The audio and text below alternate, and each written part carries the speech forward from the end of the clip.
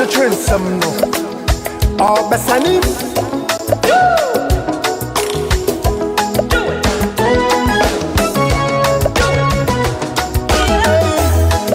Sorry, me pencil some will be a sympathy. Tani Ebeya, men sumati some Kosua, my soup. Medi me fidi and a cotton. Kings just sing radio. Me pada senti, media too. Kings just TV so. I honor me who serve. Asama ya Kenyina, ya no pari to do. Say a politics are. Katoya bo wasi chirachra unsamu pefe. Ni obanu humoding. Eni ni odio mani sika grato pere. Seba omainum samsuwa. Yakukom yami yako redi eko suo. Ni pasitemu. Wabrabomu. Eni ni eko. Dini ebo. Awarisemu. Ejumasemu. Ekwanya ube fasuwa ubediye. Anopa. Drive time show. And you rain so you even drive. Now we can digest so yeah the bema every weekend. Say a bad yamia samsua. Ya tujuma dia bidi. Shamu jidie. Pasia den murabia. Sajuma die. Ya de shisha suo. Yamba kwai wajuma die so. I drink chira. You ready to comment? Kids just radio and TV. We are here to serve you better. Together, we can build.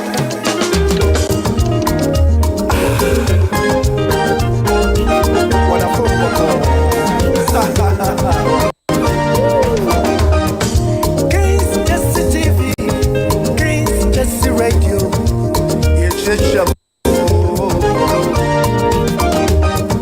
Kings Jesse Radio, Kings Jesse TV.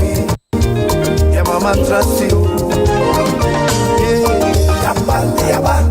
Enyumpa, esempanya tikapa. Yaba, efuto, enida wani kranshem. Yaba, empaipo, eradiasem. Yaminyum, yaba, yabamu, arabumu sem, yasinsem. Yaba, agukansie, me transport, life commentary. Yaba, politics, emusem, enia hinsem. Yaba, sepania tofoma, yaba shafa, edi baba sham. Yaba, yo homamu, sinina,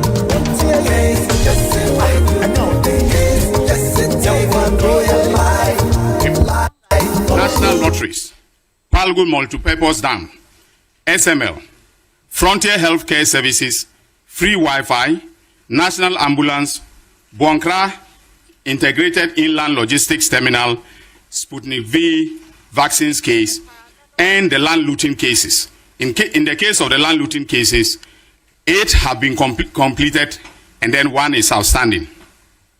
Now, ladies and gentlemen, let me give you a sense of what pertains.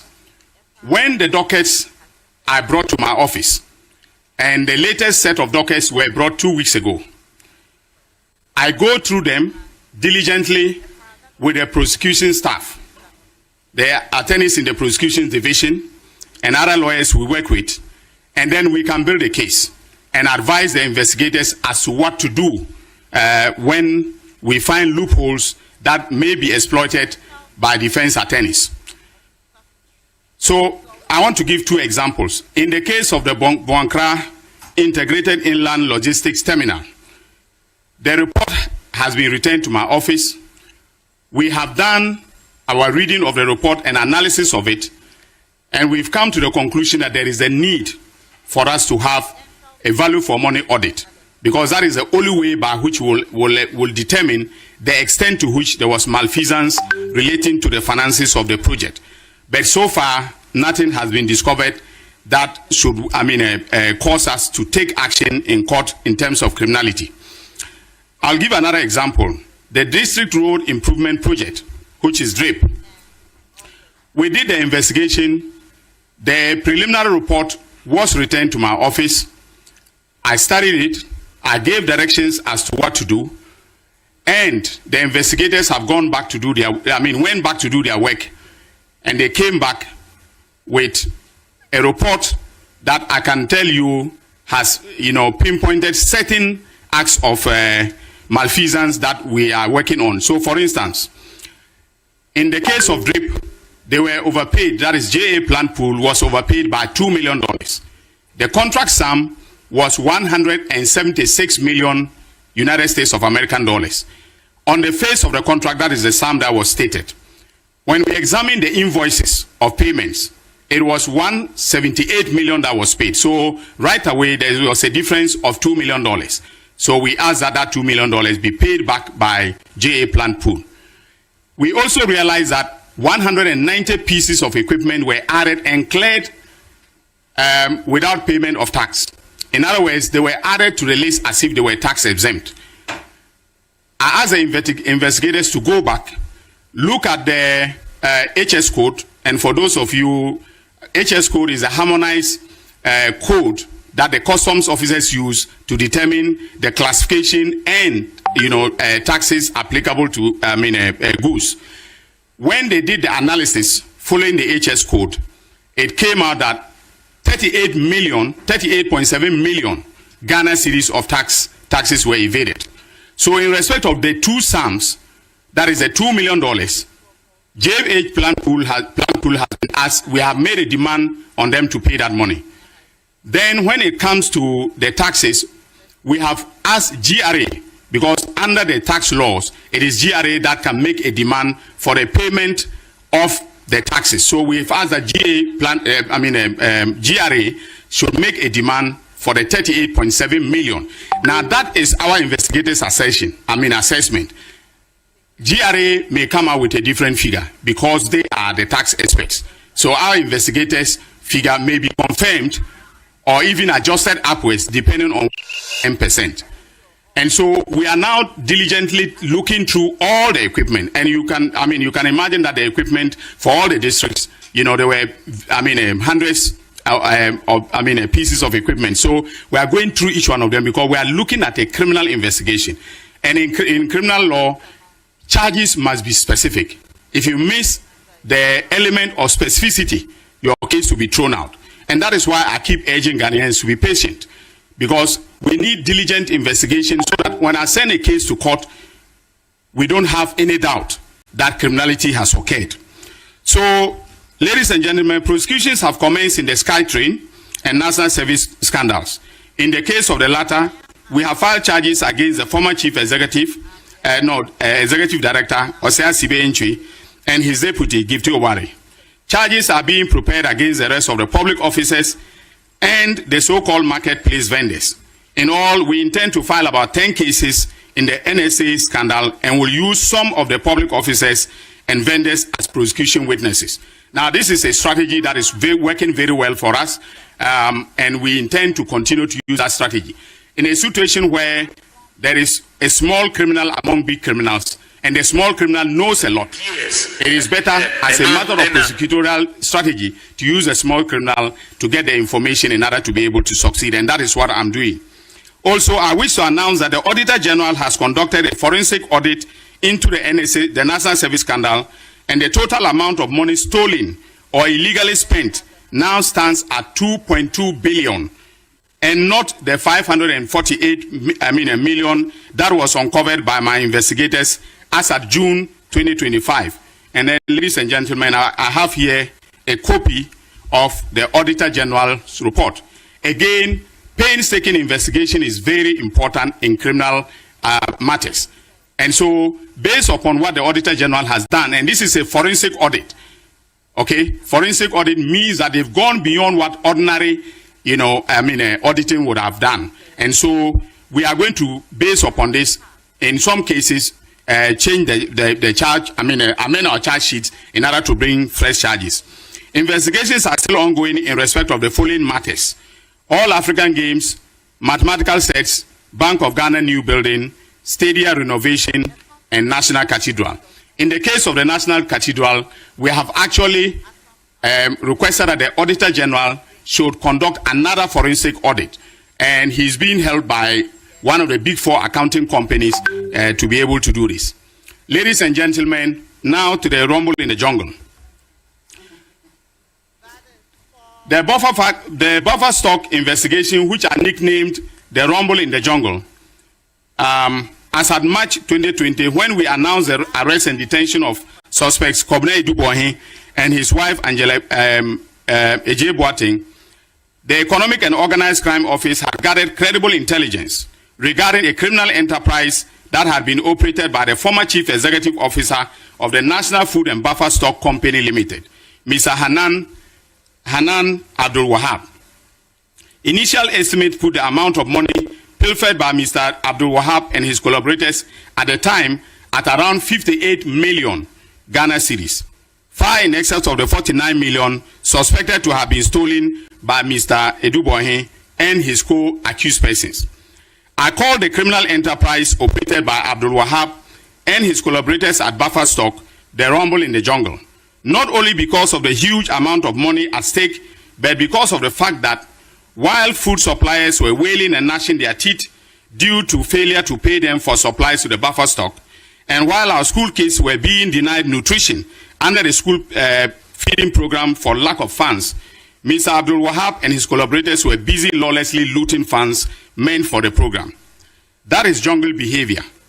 The informal meaning of the word rumble is to discover illicit activity or the perpetrator of the illicit activity.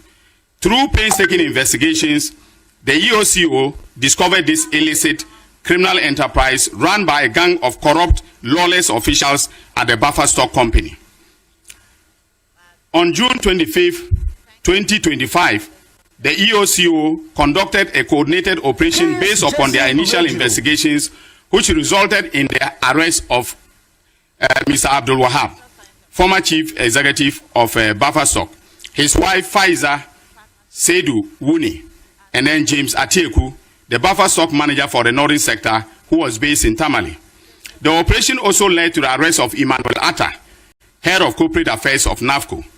The arrest followed initial intelligence and assessment by EOCO, who suggested that while serving as CEO of Buffer Stock between 2017 and 2024, Mr. Abdul Wahab colluded with his wife, Faiza Seydou Wuni, Richard Sam, Head of Finance, Bismarck Owusu Boache, Finance Department, and Emmanuel Atta, Corporate Affairs Manager, and others to create an elaborate criminal enterprise that was used to steal and launder public funds from the Buffer Stock Company. Within the period between 2017 and 2024, Mr. Abdul Wahab, in concert with Richard Sam Asante and Bismarck Owusu Boache, orchestrated a transfer of 78,269,084 Ghana cedis and 4 pesos from the bank accounts of Buffer Stock Company to a private company linked to Hanan Abdul Wahab, his wife, and staff of Buffer Stock at Republic Bank and EcoBank. Evidence shows that the funds were instantly retransferred to companies owned by Abdul Wahab himself, and companies and entities owned and associated with him and his wife. Similarly, evidence shows that between 2017 and May 2029, Abdul Wahab sorry, can I have? This is the President Diaspora Award. The President Diaspora Award is sponsored by Pepsi.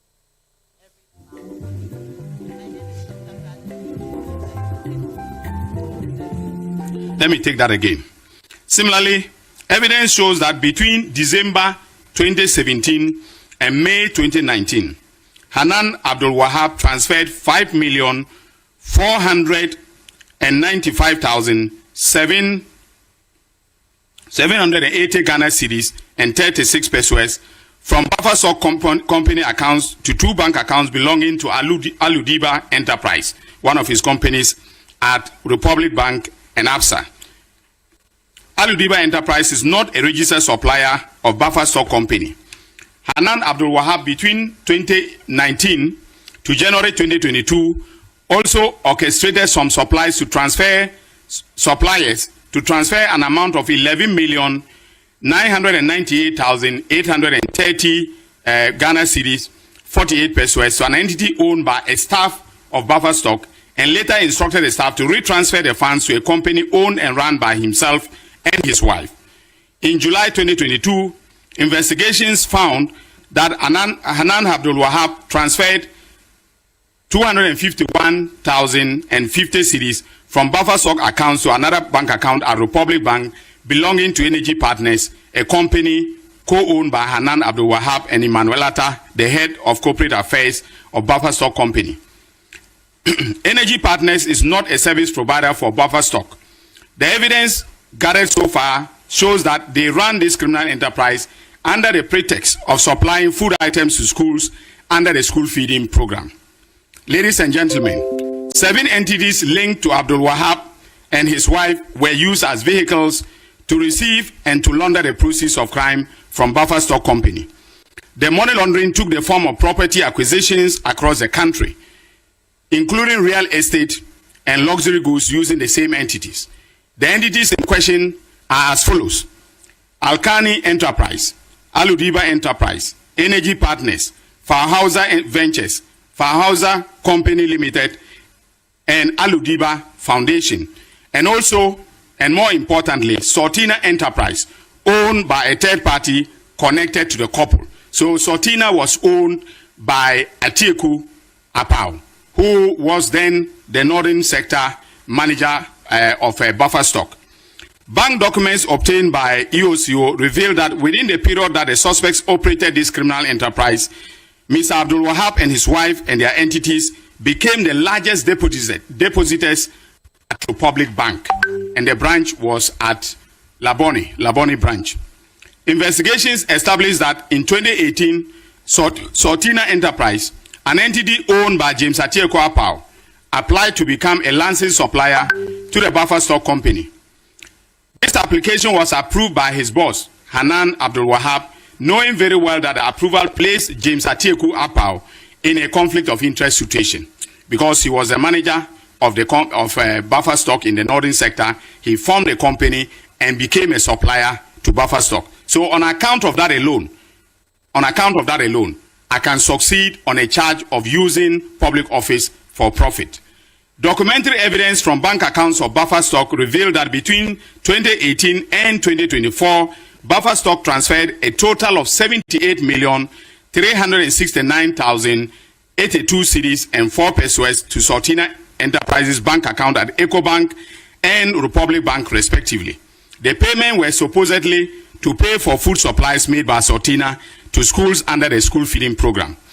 Verified records, including way bills and store receipt vouchers from Buffer Stock, however, indicated that only 27,389,872 cedis out of the payments to Sortina were backed by supplies. There is no evidence whatsoever that the remaining 50,879,021 cedis and 4 pesos paid to the enterprise was backed by food supplies or any service rendered to Buffer Stock. A review of Sortina bank account revealed that the bulk of the payments which Buffer Stock made to Sortina Enterprises bank accounts, about 98% of the over 78 million, were instantly retransferred to Alkani Enterprise, Farhauser Ventures, and other entities owned and controlled by or affiliated to Hanan Abdul Wahab and Faiza Seidu Wuni, his wife. Under interrogation, Mr. Atieku Apau stated that although some of the funds received into Sortina's EcoBank and Republic Bank accounts were for the few genuine supplies backed by way bills and store receipt vouchers, in most instances, no supplies were made, but he noticed that Buffer Stock kept making payments to his company, Sortina Enterprise. He also admitted that other third-party companies, which our investigations have established to be licensed buying companies or suppliers to Buffer Stock, also made several payments into Sortina's account. He said he neither knew the promoters of these companies, nor did his company have any business dealing with them. He had no explanation as to why millions were transferred into his company's bank account, but observed that those payments, whether from Buffer Stock or from third parties, were made into Sortina's account on the instruction of his boss, Hanan Abdul Wahab. He further explained that whenever such payments were deposited in Sultina's account, he was prompted by Hanan Abdul Wahab to expect the transfer and was later instructed on where to move or retransfer the funds. In effect, Sultina became a conduit for Hanan Abdul Wahab and his wife to steal buffer stock funds without easy detection. Transaction analysis of Sultina's Republic Bank account and entities used as vehicle to launder the proceeds of the criminal enterprise established by Hanan and his wife corroborated the claims made by Mr. James Atiku Apau. For example, a review of some of the retransfers of the funds paid to Sultina Enterprise by Buffer Stock Company revealed as follows. From Sultina Enterprise to Hanan Abdul Wahab, 60,179,137 Ghana cedis. Sultina Enterprise to Alkani, 23,913,964 Ghana cedis and 90 pesos.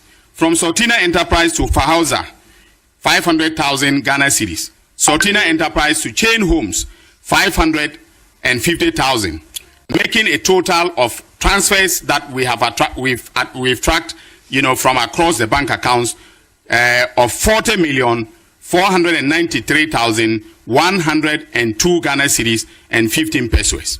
Now, ladies and gentlemen, as I've indicated, the proceeds of crime were used by the couple to acquire a lot of high-end luxury properties and, especially real estate across the country.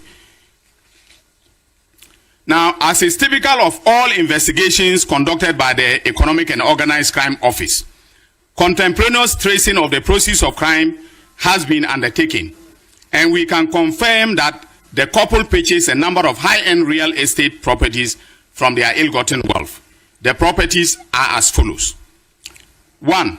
A 5-bedroom house bought from Chain Homes Limited between February 2019 and December 2020 at a cost of $1,625,000.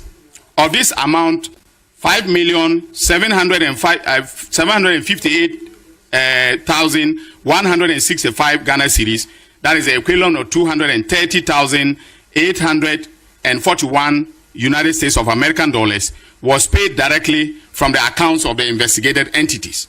The balance was paid in cash to Chain Homes by the couple. Now, in criminal investigations, when large cash sums are being used to pay, that is prima facie evidence of money laundering.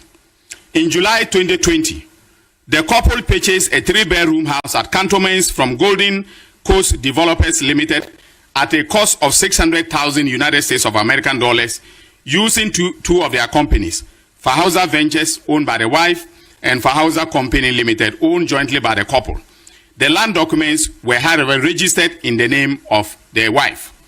Between October 2019 and February 2021, the couple purchased plots at Fanali's airport development site for 750,000 United States of American dollars. The total payments were made in cash in the name of Faiza Saidu Wuni. We have the cash, receipts from the developer. Subsequently, in July 2021, Faiza Saidu Wuni signed a contract with a construction company, Mendaha and Souza Construction Limited, at a cost of 691,650 United States of American dollars to construct the shell and the core of the building. This excludes the cost of architectural designs from Ansara Architecture Pty Limited, based in South Africa. The building sitting on 3 plots is now estimated to be valued at $2,500,000 United States of American dollars. The couple also purchased 0.32 acres of government land from one Anthony Duke Essien, a known government land sales agent named in both the demolition of the Nigerian High Commission and the sale and demolition of the Bulgarian consulate. Duke Essien used his sister, Antoinette Chibodako, a staff of the Dankwa Institute, as a front to purchase from the Ministry of Lands and the Ministry of Lands and the Lands Commission at a price of 307,200 Ghana cedis. Dugesian then instantly sold the land to Hanan Abdul Wahab and received about 2,567,000 Ghana cedis. The payment came from the criminal proceeds from buffer stock through Sortina Enterprise and through Alkani and Anan himself to Anthony Dugesian. On the instruction of his brother Dugesian, Antoinette then wrote to the Lands Commission in March 2020 to instruct them that the lease should be in the name of Hanan Abdul Wahab. In May 2020, she made a U-turn and wrote to the Lands Commission to withdraw the documents bearing the name of Hanan Abdul Wahab and now replaced it with the name of the wife, Faiza Seidu Wuni. The couple developed 4 units of 4-bedroom apartments on the said land. The property is yet to be valued by our investigators. Now, ladies and gentlemen, other properties acquired by the couple are as follows.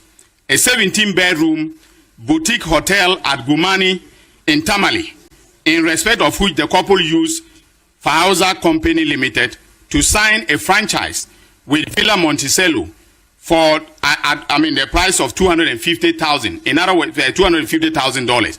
So they wanted Villa Monticello to run it as if it is a Villa Monticello hotel. So they paid $250,000 to Villa Monticello, in order to hide the identity of the hotel. But we've been able to dig in and we've gotten all the evidence, including all the receipts from Villa Monticello.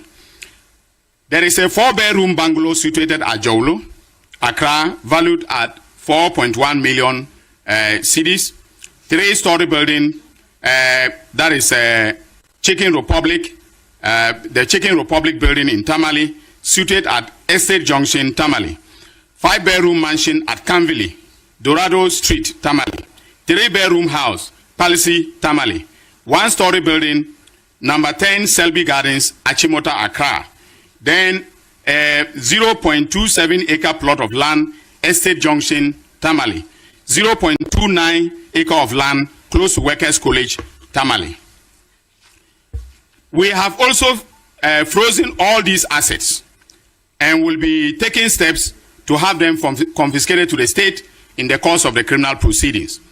We have no doubt in our minds that these properties were bought from the proceeds of crime. When interrogated, Faiza Wuni, the wife of Anan, said she was a housewife being paid 5,000 Ghana cedis a month by the husband. So that is the legitimate income that we know. We have also taken note of the legitimate earnings of Hanan Abdul Wahab when he was appointed. His initial salary from 2017 was 14,000 Ghana cedis, a little above 14,000 Ghana cedis. He exited buffer stock in December 2024 with a salary of 28,000 per month. Now, ladies and gentlemen, do your mathematics. All right, and there are no other sources of legitimate earnings apart from these that I have named. Do your mathematics and tell me, in good faith, whether a couple earning this amount of money can buy a house costing 1.6 million United States of American dollars at chain homes. That is the question, not for the gods, but for us as citizens to be able to answer, and answer very well through the accountability process. And that is why I keep saying that it is important that we we do painstaking investigations, because without the painstaking investigations that were done quietly, we started this in February. In February 2025, this investigation started in February 2025. And it is now that we have the results. As I have also told you, the oral reports are still coming into my office. Now, those who are pushing me to go to court and who are saying that by now convictions should have been obtained are being, I know you are Ghanaians, you have legitimate expectations of your government officials, including the president and the attorney general. But we need to do a good job. Accountability costs resources. Accountability takes time. And so it is important that Ghanaians are patient so that we have the kind of results that I'm announcing today. Not that I will rush to court. Defense lawyers will come and raise objections, throw my case out, and then the same Ghanaians who wanted me to go to court expeditiously will now turn around and say that Ayine is an incompetent attorney general. I was never an incompetent lawyer in private practice. I don't want to be an incompetent lawyer in public service. So I want us to take our time to do the kind of work that I'm announcing today. And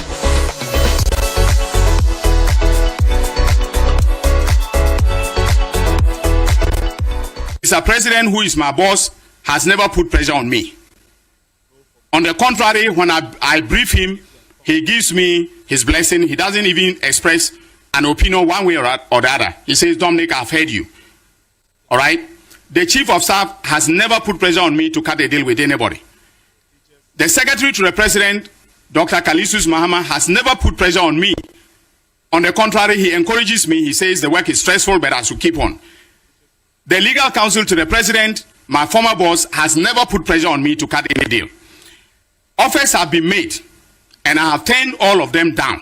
I have told everybody, please go to the court.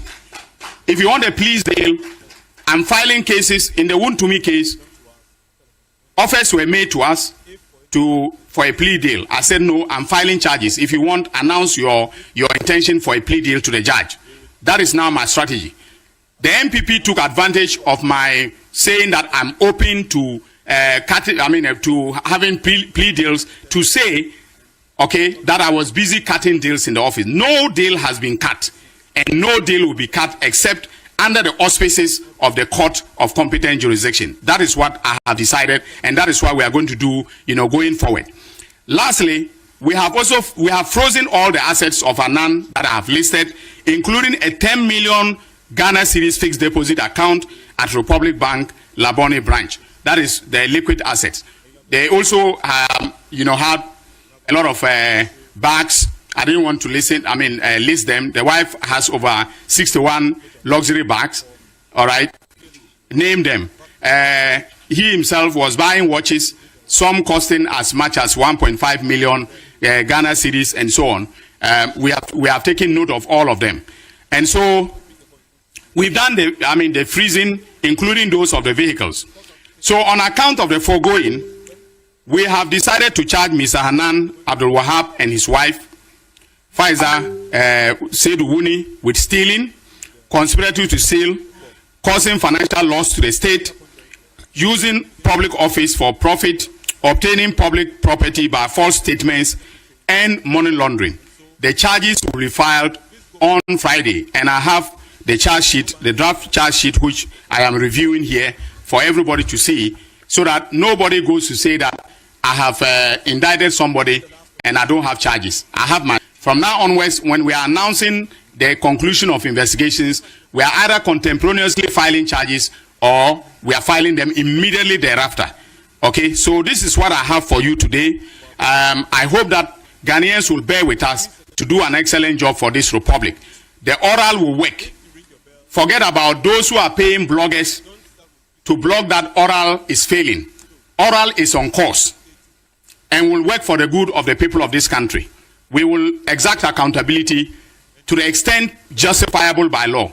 As I said, I will not do anything outside the law for political expediency reasons. I won't. So thank you, and God bless all of you.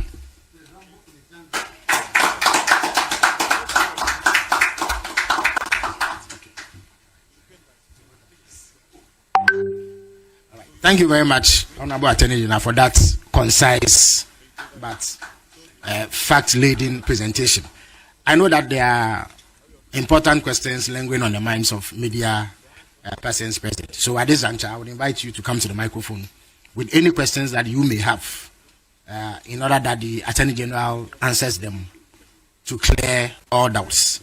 As is the rubric here, because of time, you are limited to one question each. And please avoid lengthy preambles so we can maximize the time left. Thank you very much. Identify yourself, your media organization, and shoot. Okay, Minister, my name is. My name is Abdul Hanan Adam.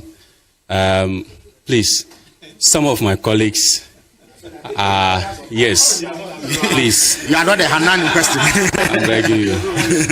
Yes, some of my colleagues, especially Masola Gbagba. I'm pointing fingers at you. Please, please. My name is Abdul Hanan Adam. Yes. Right.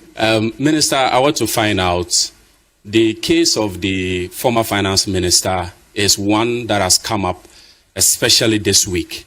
And the OSP has also issued a statement to that effect after your deputy granted interviews to that effect. What is the current state of that issue, and when should we expect you to officially put in a formal request for the former finance minister to be extradited to Ghana to face prosecution? And secondly, with the my namesake case, if you say you have formally charged him and some of the properties have been confiscated, what do you intend? Sorry, you've frozen it. Sorry, what do you intend to do with these properties? Do you intend to sell it off or to put it under the care of the state? Thank you. Thank you very much. Are there any questions, please? Is all those with questions should move towards the microphone.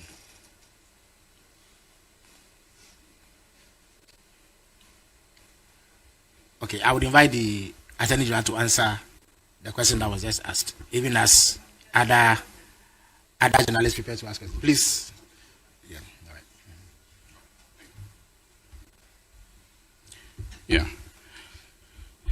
Yeah. With respect to Hanan, if we are looking for one Hanan and we don't get him, we may come for another Hanan. So, two questions. One is in respect of the former finance minister. There has been a lot of talk on both mainstream and social media regarding what is happening. All right. In a nutshell, the processes have begun for the request to be made. The point is that the request to be made to the American authorities. When doing extradition, you cannot make a request unless you have a solid case, a docket that has been built. And in the case of the Americans, the practice is for you to have filed charges. And so, for instance, when Kofi Boateng, when we extradited Kofi Boateng, Kojo Boateng, to the U.S. on the request of the Justice Department of the United States, the Justice Department actually sent me what they call the bail of indictment. All right, that's the charge. Those are the charges. They sent me the charges, the supporting facts, and everything. And ladies and gentlemen, they spent 6 years investigating the syndicate of criminals that included, Kojo Boateng. 6 years. All right. So the point that we have made, that my deputy made, is that without a docket, we cannot make the request. So we are still waiting for the docket. That is all I can say for now. I've read everything that has been said by the OSP and his office. I respect his office. I respect the autonomy of the office and so on. Okay. But we in the Attorney General's Department cannot begin an extradition request with a bail letter. We need the evidence to be able to do so. That's all I can say. So the formal processes have started. Then, what do we wish to do with the properties? Well, when they are handed over to the state, the appropriate authorities will know what to do with them. Okay, so for instance, in respect of the real estate, it will be the Ministry of Works and Housing that will take proper custody of them and then be able to determine to what use they will be put by the Republic. If it is also the case that we should auction them and then put the money into the consolidated account, that decision will be taken by Cabinet, and then we will continue from there. All right. But it's as Mandela said, it's a long road a long walk to freedom. All right. This is a long haul because no criminal that has been indicted will, stand idle when you are doing confiscation proceedings. So definitely, and the people we are talking about, they have a lot of cash. If it is not in the bank, it is somewhere, and they'll hire some of the best legal minds to come and meet me in court. So we will be fighting, the battle on behalf of the people of this country. Are there any other questions?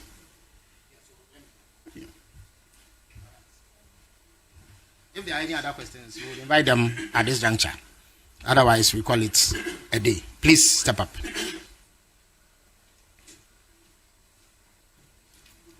Yes. My name is Julius. I report for the Ghanaian Times. Mr. Minister, throughout the presentation, you keep calling on Ghanaians to be patient with you as you, in your words, painstakingly do some due diligence before you proceed to court.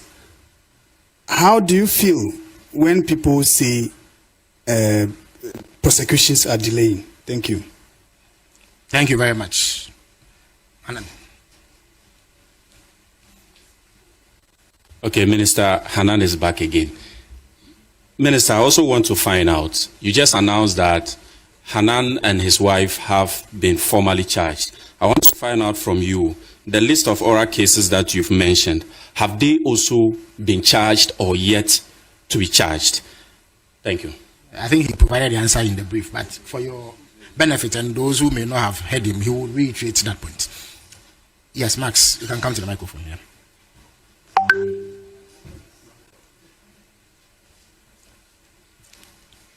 Okay, Max Olababa, Joy FM, Joy News. Okay, from the briefing, it appears that the real estate companies, some way, somehow, I know a minister raised this issue once, a former minister raised this issue once and became very controversial. So I want to tread cautiously that the real estate companies are being used, it appears, are being used to launder, money, especially public funds. I want to find out from the AG if he has any plans to tighten, regulations, especially regarding purchases when it comes to real estate businesses and then, state officials and all of that. The second question is on the National Cathedral. I remember sometime in July, 3 months ago, the AG was tasked by the president to take legitimate and legal steps to terminate the National Cathedral contract, and then also take legal steps to dissolve the Board of Trustees. I want to find out from the AG what the update is regarding that. Thank you. Thank you very much, Max. Yeah, Kester. My name is Kester Crunchy. I write for the Daily Graphic. My first question is regards the setting up of the special courts to prosecute galamseyers and people who steal money from the government. I wanted to know from the Auditor General, the Attorney General, the relationship he has with the Auditor General now. What kind of collaboration is he having with the Auditor General? Because over the past few weeks, he's made a lot of revelations about how much money he's charging people and the collaboration he needs from the Auditor General. I think the second one, take advantage to brief you on the outcome of the meetings. Yes, exactly, with the President. Yes. Monday, with the President on the matter, yes. The second one is with the Office of the Special Prosecutor. I know he has spoken about it, but today the Office of the Special Prosecutor, the Special Prosecutor himself said he's collaborating with your office. But that was not the indication we had when your deputy spoke to the media. It looked like they had made some requests and was not forthcoming. So I wanted to know from you what kind of relationship is between your office and then the Office of the Special Prosecutor and then the Office of the Attorney General, because both of them need some collaboration with you to execute their mandate. Thank you. Thank you very much. We'll take a final question if there's any. Otherwise, the Attorney General will answer this batch of questions and we'll call it a day. Mr. Attorney General, the floor is yours. Thank you. Yeah, thank you very much for the questions. The question of how I feel when people say, the oral cases are delaying, I feel frustrated because the work of prosecution is not done by the Attorney General alone.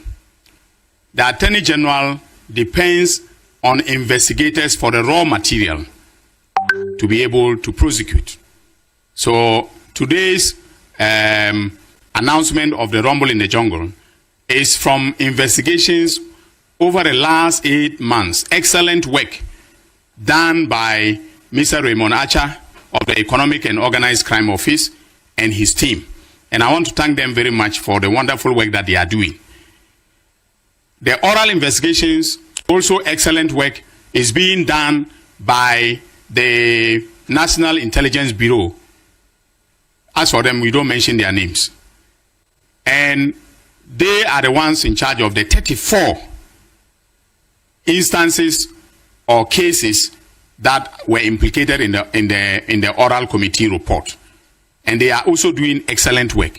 You can see from the charges we filed in national service cases that they did an excellent job. You can also see from my briefing on the drip case that they are doing an excellent job. So the point is that I have to wait patiently for all these entities to do their work and do the work very well, including, of course, the Financial Intelligence Center.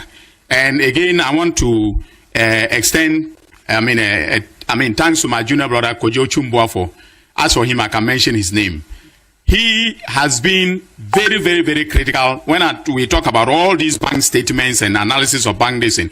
Without him, we can't obtain them. Okay? So there are times that I call him at 2 a.m. because I'm reading an oral report and there's the need to fill in information about bank records, and I call him and say, in the morning, can I get this when you get to the office? And within 2 hours, he'll go and threaten bank managers and get the information for me. All right? So I will zoom into the next question, which is, when. I already said that the dockets, some have started, dockets have been built in others. When the docket comes, we will advise whether there is a prosecutable case. If there is no prosecutable case, and there will be instances where the investigators will differ from the complaints in the oral report, okay, because they have investigated and come to the conclusion that there are no acts of criminality. If that is the case, we'll just advise that the docket be closed. All right. Otherwise, we'll proceed to investigation. Then the question about real, estate companies and money laundering. That's an excellent one. I remember you said, a certain minister said it. It's the Honorable Sam George who spoke about it, some time ago, about a link between money laundering and real estate, development. Now look at the skyline of Accra. All right. Look at the skyline. It's changing rapidly. So my junior brother Kojo Chumbuafo and I are collaborating to do something about it. It's not that we don't want the skyline to change. I want that when I'm flying in from anywhere, the skyline of Accra should look like the skyline of New York City. But it must be done with legitimate money. It must be done by hard-working real estate developers who have decided that they want to change the skyline and make business and make profit.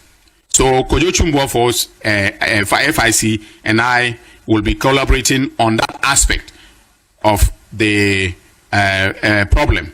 Then the National Cathedral Contract Termination and Board of Trustees. I've just announced that the Auditor General has asked one of the big four to do a forensic audit on National Cathedral. The audit, we gave them 8 weeks. I think we've done about 5 weeks now. So maybe in 3 weeks. And you, the journalist, when I say maybe in 3 weeks, next time I'm here, you said Cathedral in 3 weeks you get this and you have it. You don't have it. No. They may ask for an extension. In 3 weeks, we'll get a forensic audit report. It is at that point in time that I will decide, how to terminate. Okay, because in every contract, there is a basis for termination. And that depends on the facts and the evidence. You cannot just terminate, a contract without a basis. I don't want any situation where the fact that we are investigating a crime doesn't mean that the companies involved did not do legitimate work.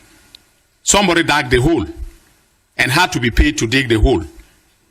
Okay? And if they were not overpaid or I mean, they were paid and then they decided to give money as kickback to somebody. If I find a kickback situation, that is a crime. But otherwise, they are entitled to their money. Okay, so we will look at the findings of the forensic report before we do the the termination of the contract. As for the board of trustees, the dissolution of the board of trustees, we are taking steps, to ensure that happens. Now, the next question. So, Maxwell, I hope I've answered your questions very well. Now, the relationship between the Attorney General's office and that of the Auditor General, we work excellently together. Okay, and as the Minister for Government Communications indicated earlier, our collaboration is continuing, especially in respect to the Auditor General's report, the annual report submitted to Parliament. The President is serious that we should take that aspect of the work, and then make sure that those who are found to have engaged in infractions are punished. And so, Mr. President met with us, not only myself and the Auditor General, but also the Chief Justice of the Republic and his team. And the idea is for us to set up special courts that are designated and given the mandate to deal exclusively with matters raised in the Auditor General's report that border on criminality. And we are going to take a two-pronged approach. Okay, one approach is criminal prosecution. The other is the exercise of the power of disallowance and surcharge under Article 187 of the Constitution. That power is granted to the Auditor General. The Auditor General can disallow an expenditure on the basis that the expenditure is illegal, unlawful, or or criminal, and then where it is criminal, refer the matter to me, or where it is simply a matter of civil law, impose a surcharge, disallow the expenditure, and impose a surcharge. So we are going to adopt the two approaches and then make sure that we succeed in making the Auditor General report meaningful to Ghanaians. Then OSP says he's collaborating with my office. That is true. You've seen the exchanges. Yes, we are collaborating. All right. Maybe the pace of collaboration is not something that I have. that I am happy about, and I don't think that Ghanaians are also happy about the pace at which we are collaborating. All right. But yes, the office of the Special Prosecutor and my office are collaborating. I thank you all, and God bless all of you. Thank you for coming.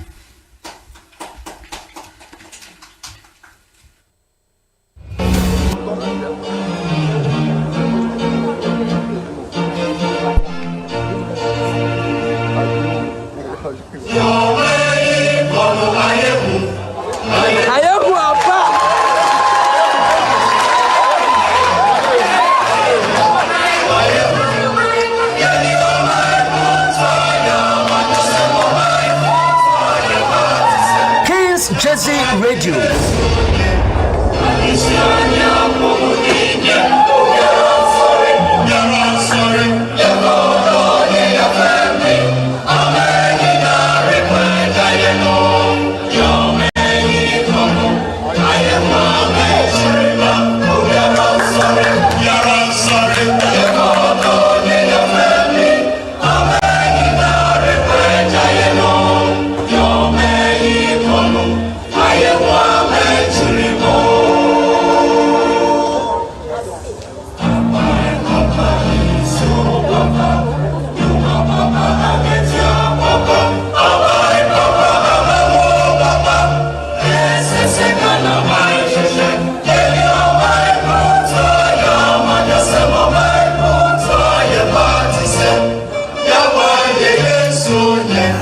I was here for my memo ajo, memamo aha, memamo achi, memamo akraba and femra, your number one station in America. Kings, Jersey Radio and TV. Yeda oyankropong chodiampong kwame basa yedo mase. Oriyanga ko wasan ediyen aba. Enei omanu ho adwendwene ena da ade yakoma ponso a yebedi ho abobo ahwe se omanu no bekoyie ama nchirimba.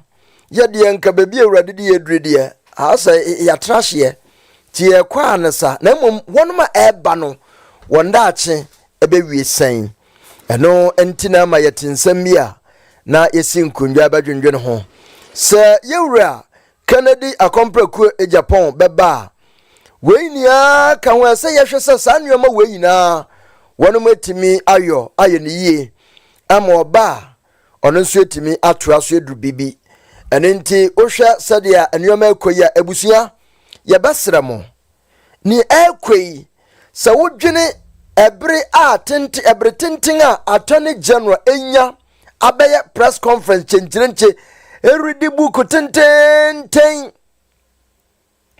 cases makumako enkron o chese won aye investigations ewie akaba akon abaka o mana ye enkron omo ewie nwotwe.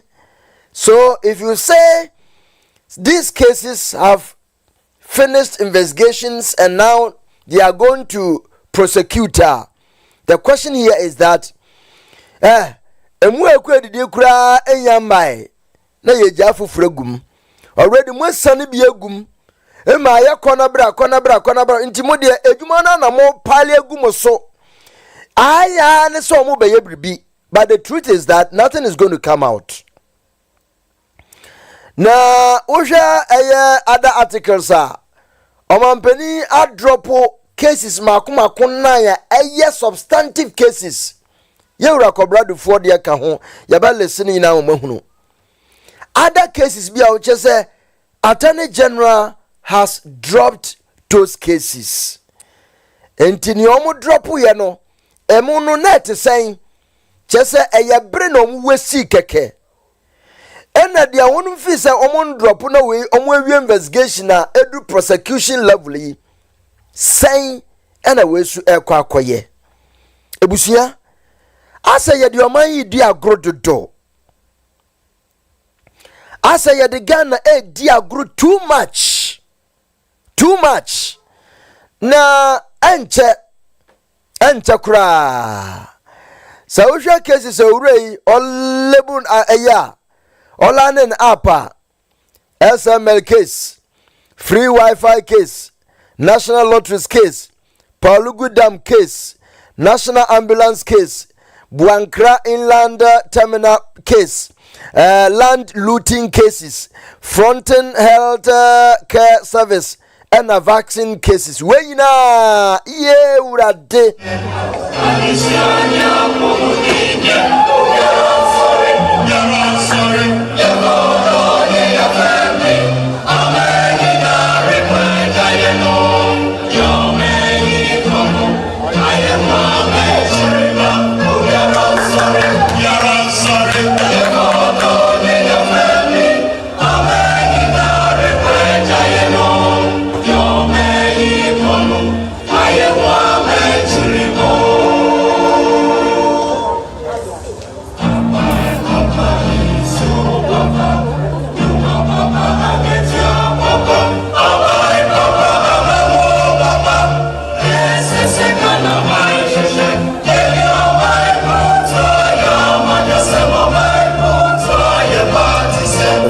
A very clear case indicating say the omane impuntu aya manyo samampa. If say we cases are omampeni John Dramani Mahama say what drop wa urem NDC for dosun wompa na enye obi na aye bibi na dan kwakufu ado na aye bibi efri say ebre eduru with 10 na waba na woso no e na wode insiye ene no kredie eto ho ena obi biara wo ye bone wonso ni gina sam pempenso na nkanye ne ne yedrei nti se wunya wode na wudi hu agro ono waba no oni time oba prosecute ne de na mom wode no eno na wono mo eba omo hu eche won na ohwa cases ya yewrei alesia SML case no ayehwanya free Wi-Fi ayehwanya national lotteries ayehwanya Palugu Dam Bawumia ho bebo mu pe na na do kura ho bebo mu se waba no na woso Buankra inland port ho bebo mu national ambulance case na do ne ma ho bebo mu land looting no kura nso Samira Bawumia ne ho bebo mu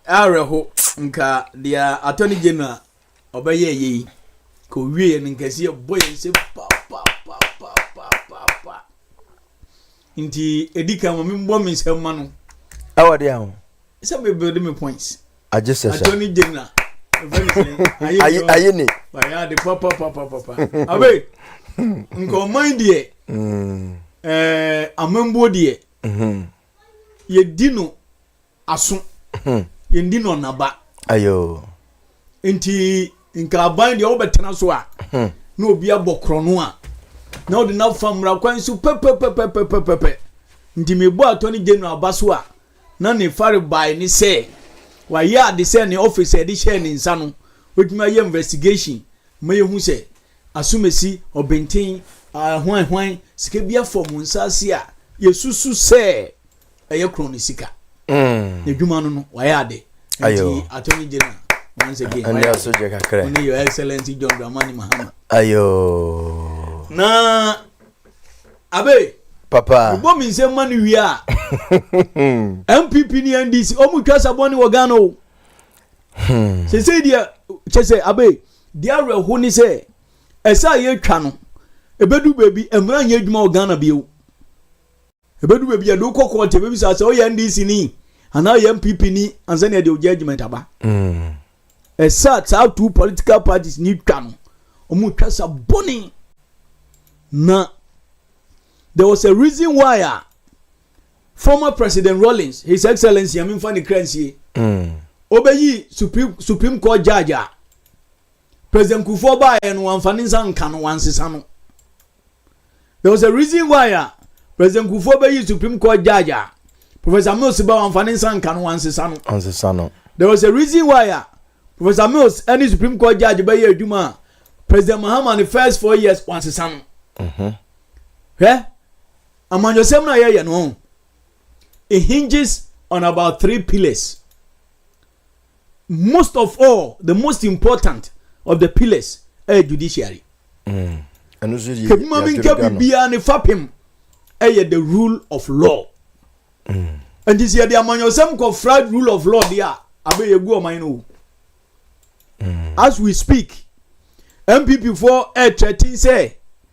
Nipa ya diniba be Supreme Court judge no omun so ba amba be pam no esa ye twa to ho no yan hwe yi a so we practice democracy na emra nya adwuma dia na democracy be na practice de bia me kasa asem we say ye maame tokono ni investigation no me dia me nya document ni bi nkan e bia na wodi fo na mum the fact is say ya papa John Sese Dunkatia His Excellency John Dramani Mahama omu gina campaign platform so ka say Supreme Court peninu ye ba pam no it makes the whole process prejudicial. That's right.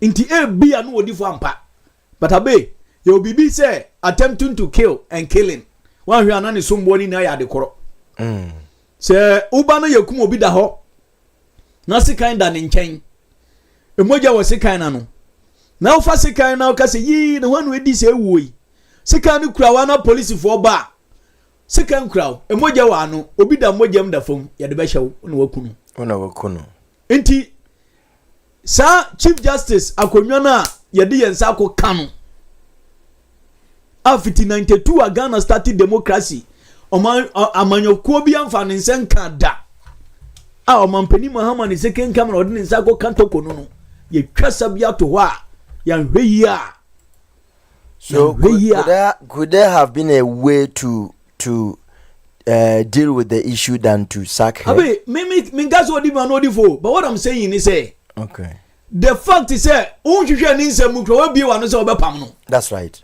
So it makes the whole process prejudicial.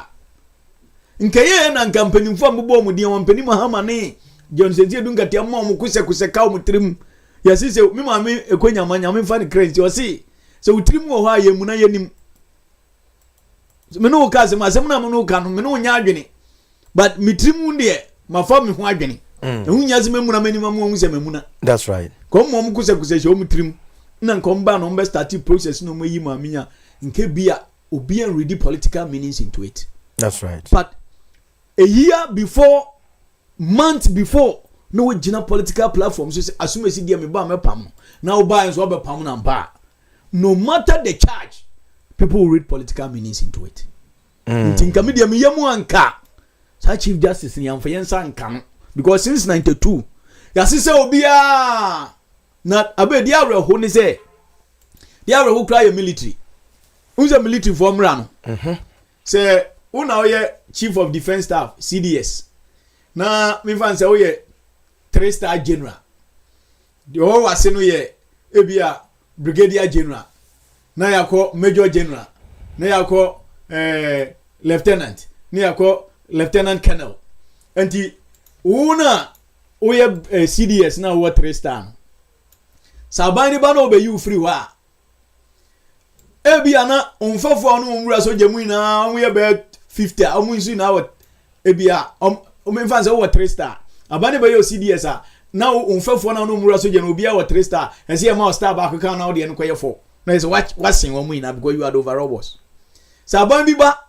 na obeyi free ho na opobia bedi wa de na because omana koye MPP NDC ntino okomo ana okohu say the next rank no omu na ye ebia NDC for MPP abana was so oko down next rank no omu na ye NDC for oko third down no ko pick obi free one od ne be CDS a mu amu wo hoi na mbeko by force retirement no man asa etuamoka. Oh, yes. That is how we have been wasting our money on so called democracy. Nti nansenya omampani Akufo-Addo bae no CDS no obeyi no oma so oko 3 steps down a free 3 steps I basuri na obi abeko compulsory retirement nansi oma retirement say I compulsory but you pay him so on the time so say tie nhihye also gemini say you don't salute your junior. That's right. What I say and we fancy school we fancy mu head near form 4 ni after form 4 no the all where form 3 form 2 form 1 and MPP abanyaba and our form 4 ni no wa be pam wo say onu ye adwuma because we NDC ni okofo form 1 okofo form 3 ni we nya NDC ni wo ho okofo form 2 ni we nya NDC ni wo ho okofo form 1 okofo form 1 and you mo form 2 form 3 for now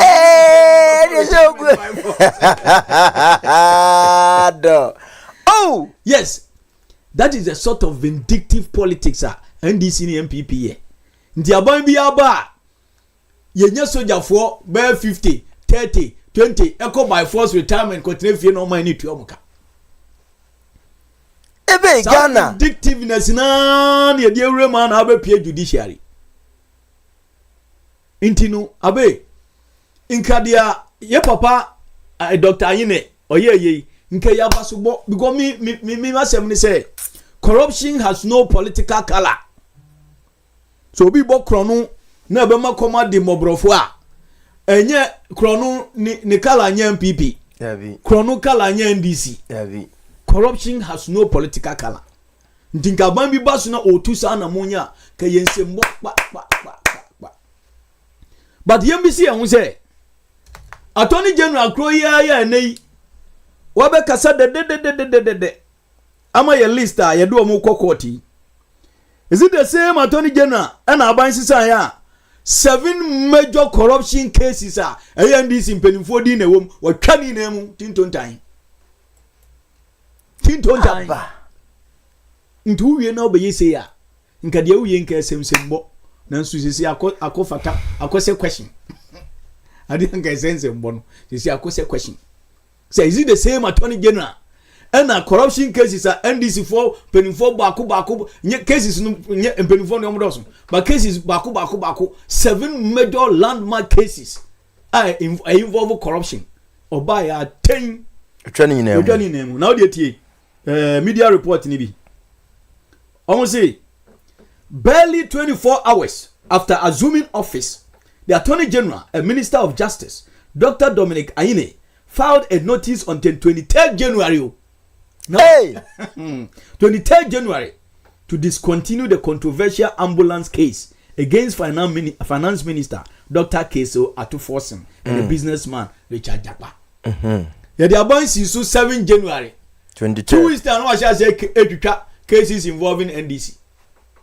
Obia suntimi yan hey na ba na was who bondo boba jebe has who bondo intingadia wa ye abe ke sabasu bo cause obi bo micro no a na wo china kase e bo abaso but say akoda question bisa say is it the same Attorney General and NDC 4 cases there of a pen metwam no kase no ka bibi ma na ye mede o see wuntumi case no eduwe bi wuntumi plead say on man ntua sika no o see da bi who is ketu ya kokko to kwa no go ka kire judge no tiade na ndisi fo no mo anga de sem ti anjere mo se mo nzu mu case ni yade mu kokko nti mu kona se mu was ketu ya na mo ka kire judge no the moment I'll be saying no, Emma Abasubani na chese ayebibi ho abeku. Hwe cases baako 7. The Emma who cry wo cry voter region de no. Hwe Ghana yempo and it is conventional in politics. Uba krom ha Republicans omo baby a omo vote kase free back. Exactly. Democrat will be on vote kase free back. Exactly. Yempo NDC without voter region NDC. That's right. Na President Mahama the first presidency when ya plan say ubeye a dine affordable housing among the people of Sagleme at a cost of $200 million. Abeku $200 million. Contractor initial how many contractors? Someone say contractor needs to dine 5,000 units. How to scale you almost say a contractor is scanning so. What go on is say what to be that? And answer no to me see mo say. And soon tia was 2,005 from 5,000 to 1,000. Hey! 1,005 no so contractor na say wie. Say be na dollar rate no and a shoot to. And you dey 500 $200 million. Probably you go give business $200 million. Ka dey wie 500 in Poma. Abe, unim some people abrasi no. Omo catch a contractor and say, omo susu say scan no nkwa na be di ni nsem. Nti omo prosecute no. On pin na yamfa no prosecution witness. Tio. Contractor ni si on pin no osuro. Abe, unim say MPP convince papa na ojitu mi say obey prosecution witness no. 1 week time you come we done them. Mpesa asem. Opa call internet na Google. Sagleme contractor dies in his room. Hey! Na asem we who attorney general buy as my pay me twam $200 million ashe. For the people of Volta region, Oma remaining faithful to NDC. Abe, the amity ya kra na me real who ya kra ne there. Ye papa kwabna dufo. Tama ye gugu banks no. Who the Bank of Ghana sign every finance banks so mun gis kan fan shem. Anu so mun ye basa. Aban we buy no say Oma man discount.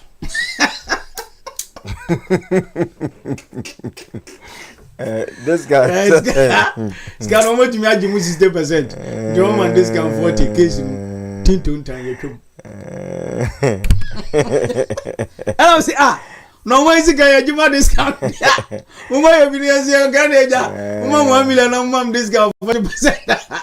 So we grab $400,000. Abi. Inti anamona ka NDC aban tunka yedodo. Tie, Obisi please. Can Dan provide us a video where John Mahama then say he will sack the Chief Justice? Abe, Google. Political platform. Honorable is doing Katia. Google, you get it. Either YouTube and I say Google. Where they say in the reality. Because Obisi any man some time back no phones. Inti Emma anamono mutu na nkasi ye boy ensem mom. Asanda ni questions bisa. Say yesum party and I yesum man. Abe uya no to nchen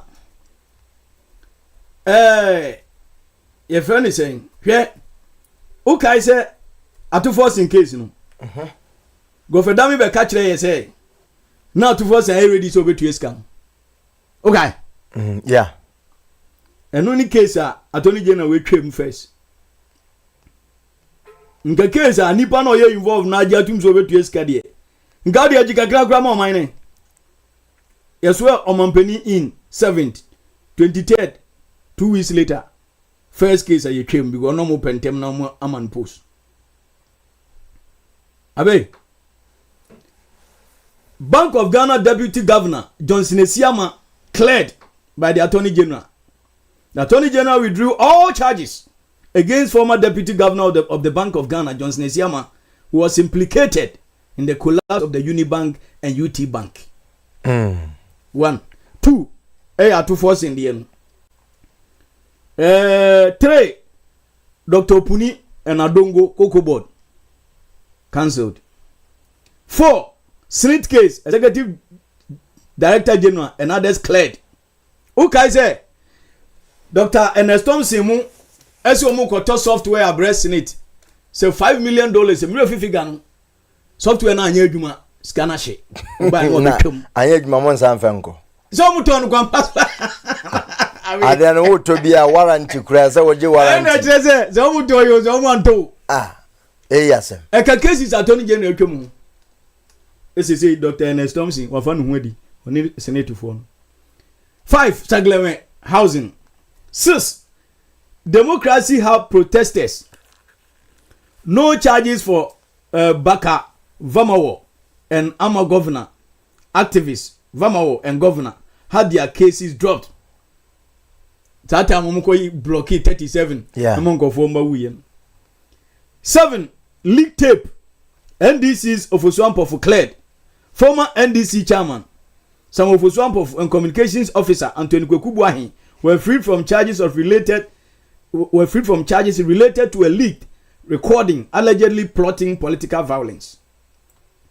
Ntiabe asem ne ka ye kana senkama attorney general be ye nkamenu nka se ye bona baso ama de achi because man sika de nyandi system na nyam PP sem me de omde ye wontumi no so we di oman sika na ye chi ni tuma be me de dia ayi your friend is say ofura to abehye so we di oman sika na ye chi ni tuma be me de because the ordinary Ghanaian ye bonabro.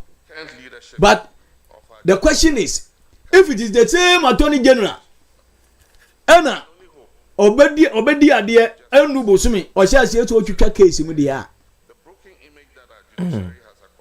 Adintra. Inti are we building a society say some people be there there now we MPP near you are insulated from prosecution. Ko wa ban na wo so nti MPP ni te so na MPP ni bo krono a enye krono. Crime is now defined by the sort of political affiliation you have. Is that the sort of country we are in? No. Abe nke ya fight corruption nke de fie de kra na nke se de example. Na emi won wa say omampani Mahama na membo na di kan no kra na saglemani ade ko so kra no. Sata o kaya Victoria Hama. Okaka so no onye $1 million. Obe jaa manyosem. Opamo no. That's right. Which showed quality leadership. Onu Abu Gapele no NDC ni onu ajeli no. Na mu wa kotra bench moment e de experience e ba. Afu metum. Oh. And so now they are no yet BB said you the baby in power. So I'm pa kwa ba ya maye. So brana na do banana yes you be chichi omo eguma maye na do na we have to toe the same path. Nti omo ye nya leadership e be ka asumesi aye bone enya amanyosem we di omo na wu ye mfa ngo. Ye nya bisa. Edin. Nti abe eyumre edikan attorney general why ye ade. Because some MPP for kra no mo discuss your man sika to je ye bo abaso ne mom no nka ya abaso bon ko 100% but so akoye kutre bini ye bisa say the same attorney general and obedi ade in 2 weeks was started to twitwa cases involving NDC for mu ana nti are we saying say corruption is defined by the sort of political affiliation awo ana ya say bisa Ebusia, in some at that point, so no, I know thing.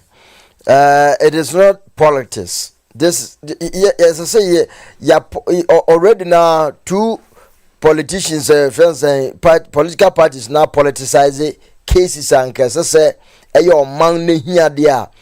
As I say, man did a 9 sifum, and never bua amobia yebribia in the name of the country, obesurono. Omodi ayama yosam. Into obia ye de be favor the party, and that is what we see. Into the fact that ye can want some no the AC and the yeka, and we have to talk about it. But me GD say it's both NDC and MPP problem ni na omoka ho and we na aba maba so na Paul Boate abe what's going on? Nye koso na ye discuss here. Asamo say, good evening, Abe, and all connected family. Asamo say, my sincere condolences to Mama Babs, Coca, for your loss. Mama Babs, na mempesen kama kanemum zobia kawo radio isu dia, and the nama ye in Angela Mama Yako. ɛfiri sɛ ade kɛse na atɔ w'ani ɔmam ho kwan a mɛkyerɛm but menkasa ade atɔ w'ani ɛmede bɛsi hɔ a awurade ɔnkyekyew werɛ. Now, Paul Barton said, Ken has already won. Okay, thank you. Comfort Area says, good evening, Mr. Abe. Sherry, good evening, Abeku and lovely family. Emily Nola says, hey, Ghana for why are we so heartless to ourselves? Just listen to all this, and they were fed. They were feed school children. They were feeding school children with expired foodstuffs like rice. Yo, Emily said, how can God bless this country with people full of wickedness? Yeah. Just you want to me, give to your worry, or say, Osibe, Edu, Buahin, and shouldn't have been granted bail.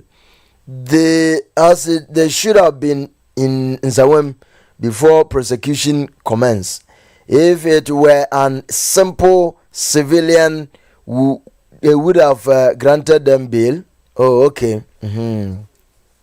Opposite just say ordinary Ghanaians omunkuta the bibia and go nkama mo bail komo koda da. If they agree on plea bargain, I will never trust any of these parties. Take the monies from them and jail them as example for all. Now you know Attorney General Beka say 60%, no. Yeah, mom, this gun. What is the difference? Medical 10 billion. Never bet you 60%. Who send there more than 4 billion now? Cano. Then they will make a discount. As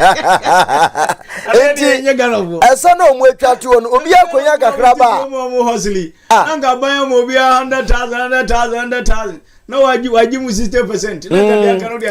And the Mama Emily, I know they are no Ayini, Dr. Ayini na kind. Say, only 60%. No, your mom discount. Coffee. Ati. And this will be the canoe to 60%. Young prosecutor, some sanity. And why?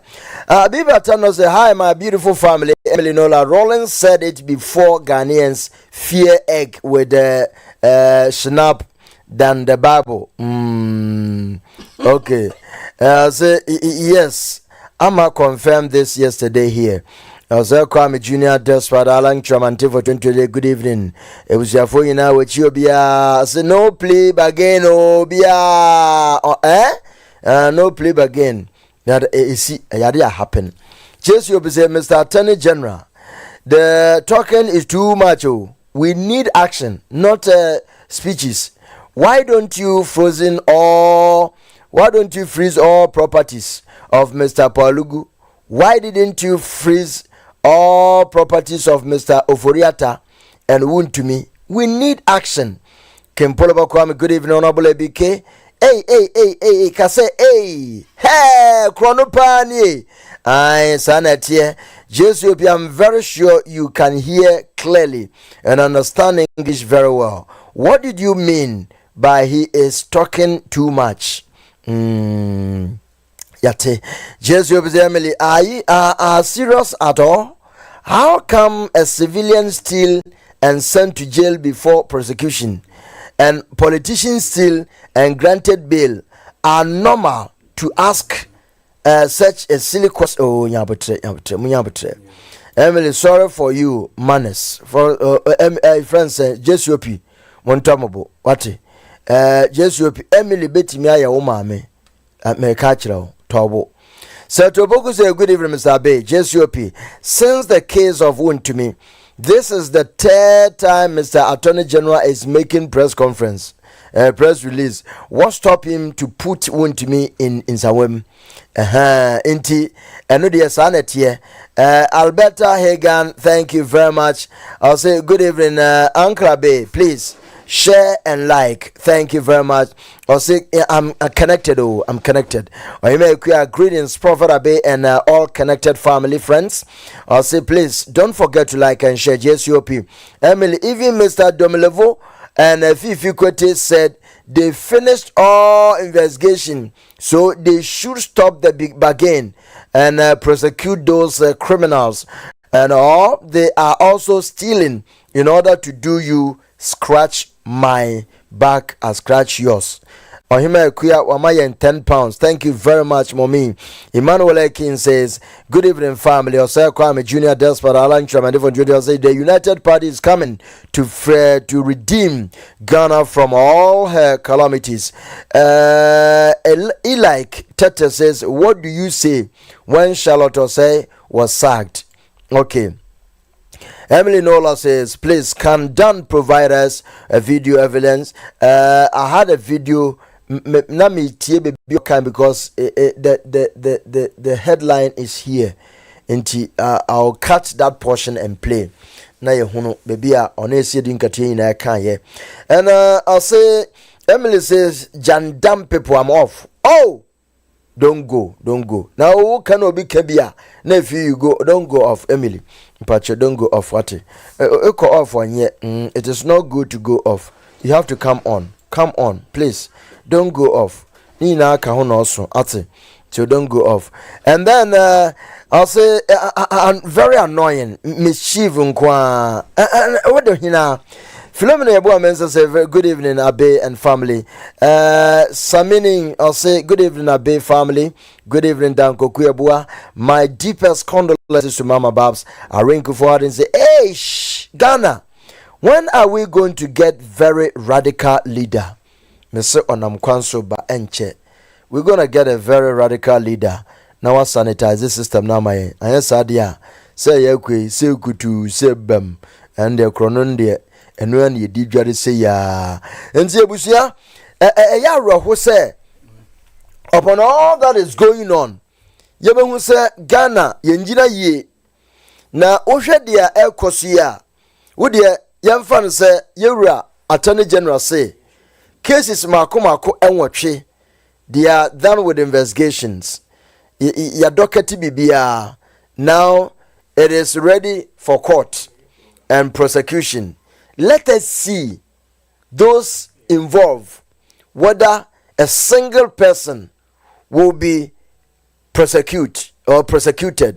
One, Chama to me case ba ye ya won sa edubu ahindi eda so konko ho yamugusu sa gift your ware ne papa de ya ba omso sensa ho sa edidima ya maame Cynthia France Cecilia Dapa ne dia no kra de omso omunyanwie omugusu no so nam kwanso ba nti uba hun se cases no ombasheda ye bebre e be pale ndomu ye we kakra no ma agene ne we aba na agene ne we aba agene 3 years ne bedru no na nipa ba kokura nko nsawem ho wabra omoyi nipa be 1000 efri ho Pentecost nso ekosi akoye nice prison ayen fine e de ama won nso yenya ketera kura na mum civilian funu nko na ebeko akoda ho.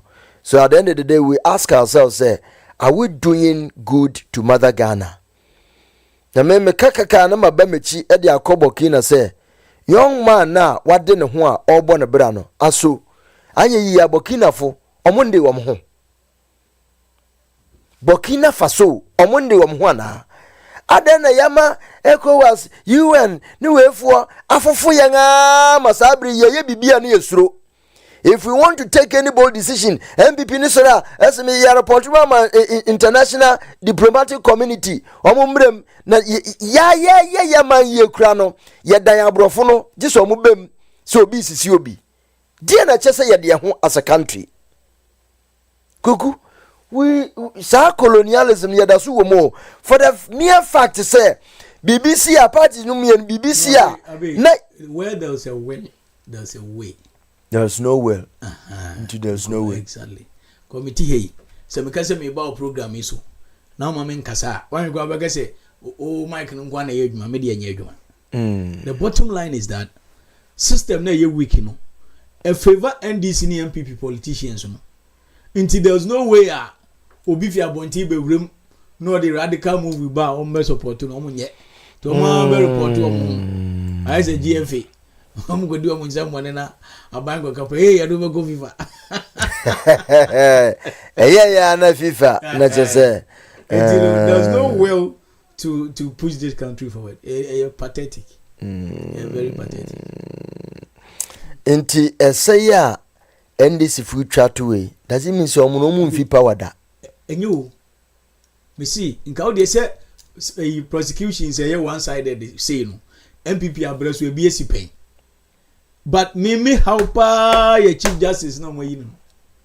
Because the moment I don't say chief justice no justice system in our egu. Nti say aban be about the chief justice baba. Ti abasa wasem go quarter they will judge it based on your political color. Which is and truly say MPP etimi win power. Truly say chief justice was nti onsa man ye collapse no. Democracy ni egunu. By touching the chief justice you good democracy. Egunu. You go away. Well, Yenyan is because away. So I charge you the bomb, mami. Say, I can't see your co politicians, who word group, ma. Got girlfriends, do girlfriends, and do and you go walk up, I be. Well, you know, baby team, who be so we are, I'll be so here, politician, be girlfriend. Inti. Say no na yaka say the pump politicians officer and go be en ka wo Ghana man. In any case ma we dey akwanya ne mpena ne kunu. But I said the I be say kwan bia so you be you. Do so moja kwa be you.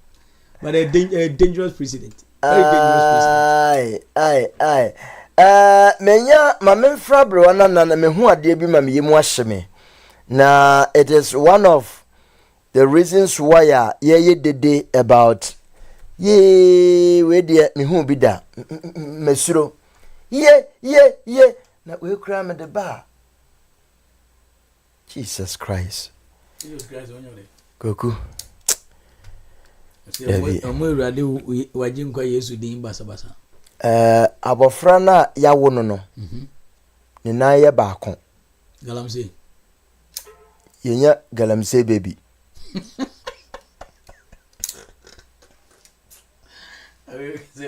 anybody say was really very good. Hey, we am some of the two who are YouTube and women. That no question ne say abofra na ya wo no. Obetimi di shadow bi atoso. Yeah. This is sad. Nice. Show. Abofra na ya wo no. Nice boy. Ne number ko. Hey. Ena ne number ko no kura so en sheda nya papa o. Abrana na fakon ne de no. Upon living in Ghana. So you see the noise that we are making every day. And then I make a say, I na me yem hihye wonoma enyem a omunyan wo ye. Na omotete galamse areas. Even won ti wakra na nsuo na ye no nyina no. Bebre. Inti we abrana na. Papa. Ati say Afajana dauro ma fa me ho ya fa pa cha so re. Me ho ya pa kafra se menya no. O de bibia ba ma me yemu ahye me. Me pesa wo ka kire me se ade ya wo de bra mi enya Ghana. Mfoni no enya Ghana. Fa se me de edwan ni tribune na bra wo da. Em ho hu da. Eno kura de se odwan ni timi no de se enheda nye news. Eno de se eta wo ho. So for we so enheda nye news because yete hu enti hu bi wa enya nwa ofa. No hu bi wo ho da. Fa se na be se edwan na me hu bi da. Ba de medical me hu no. Ana o kire se nye news. Ana mpa se we so yete hu bi wo social media no so enti ye hu bi wa ha. Ofa enheda nye news ma ye de. Ebusia mashada de baby no ato ho na me ye na flash na me ye so wo hwa akora ne nine ba ko me yi efiso abrana na Ova ade ma me Ghana me kaman kan chep say Ghana ya wa fa mpa twetwe ati mu kwa ofa twetwe ati mu kwa ofa mpa che wai Sanya be nurse ni no de touch that je awo na so ye ho. From Pacha Dabi. Chifu etimu kwa ho so mutu go do galamse ho. Far. We're part of central region. Between central and western border. The border no so near mo share bando. Christian Valley. So mutu galamse ho. Offer. Oh Jesus. Hey. Na doctor unse me hu se moja so doctor fu no mo ahye da na ne number akono ye no mo etwa aye ne surgery at once na say ya na tie. Papa Pacha there the any say number akono no mo etwa na say wo hwe ni ya sade e surgery bo say we dey surgery but of when you surgery said ye uhun na sanity offer. Hey. Ebusia ade na ye hu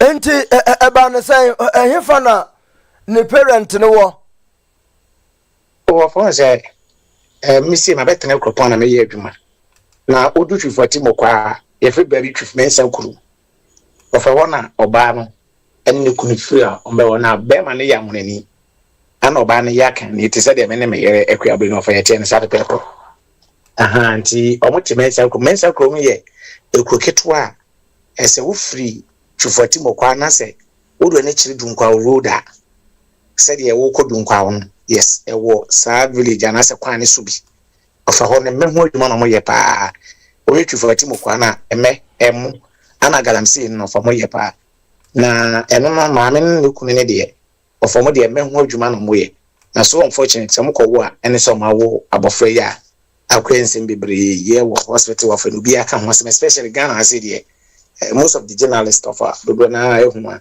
omodi home come especially any war between western and central region na ye bo ho ne de of adodo na ehuma enkese wo chena de na chesa spread mo bi anso ngofa we de omfa ne ntra da kam kwakira ye mampanin na omfa ne ni hu bi men kan di atem at least nyoma bi wo ho a omo no mo pe more evidence, they want more evidences near galamse no say ya de ansa na omo agye atum se ya de sa emergency no state of emergency no beto galamse site na even including omo so omo ya responsible mining ni na wo de yemposo om kakra yemposo omo why no make it say me say I say why breso no say na yen too gold but na yetimi tua why I'll get it enti abrana na maminjao na hwaso na yetwitwa ne nam egu truck me efri himfa accident the accident car accident na wafa moto na ofa mincha me mame mo ofa me na yosisi ade me business enti lawyer be na she kire ofa me hwese obeda ne mame abrenti am so magene kakra na she kire no fon so adakakra temle pem na me so makoda no so agye akola enti ofa kakra nkrasa na ofa ni nyina ne se achime kropon ofa abofra wo huni wabubu anase mpo ofa se de yetwitwa no ofa enye se bia obi na de sika yetwitwa na anaso bi mpo na de ade abono ofa blanti we friend se dwo omo na mienu ana ba konso de papa yawo na ofa dwo no na eda abubu ye ma amono mo wawu amono mo na no nti eyemutu ene abubu ya abubu ya na ofa omo di nya kwensia fofo ne sa de na tum ye de na ko hospital won ti sa blanti ho de ofa owu 16 years wawie GHS obekwa SS omo ya hoboa akọ na odi abubu ya na edi anase mutu omo de ye vans kakra na mo bobo ho reporting date crash anka yawoda ya ochira yawoda no for so ku school ene se odi moto ye twitwi okoma moto na konya accident mo na danfo nya for me na ewu na danfo ne de nyankopon dawo na papa ya ne de wa mu amono mo na de mo hospital asra kokko ba dwo ne de amono mo na no ofa said why no bi nka nchiro watete kura a chese obubu kura wo ye ne hwe nyi ofa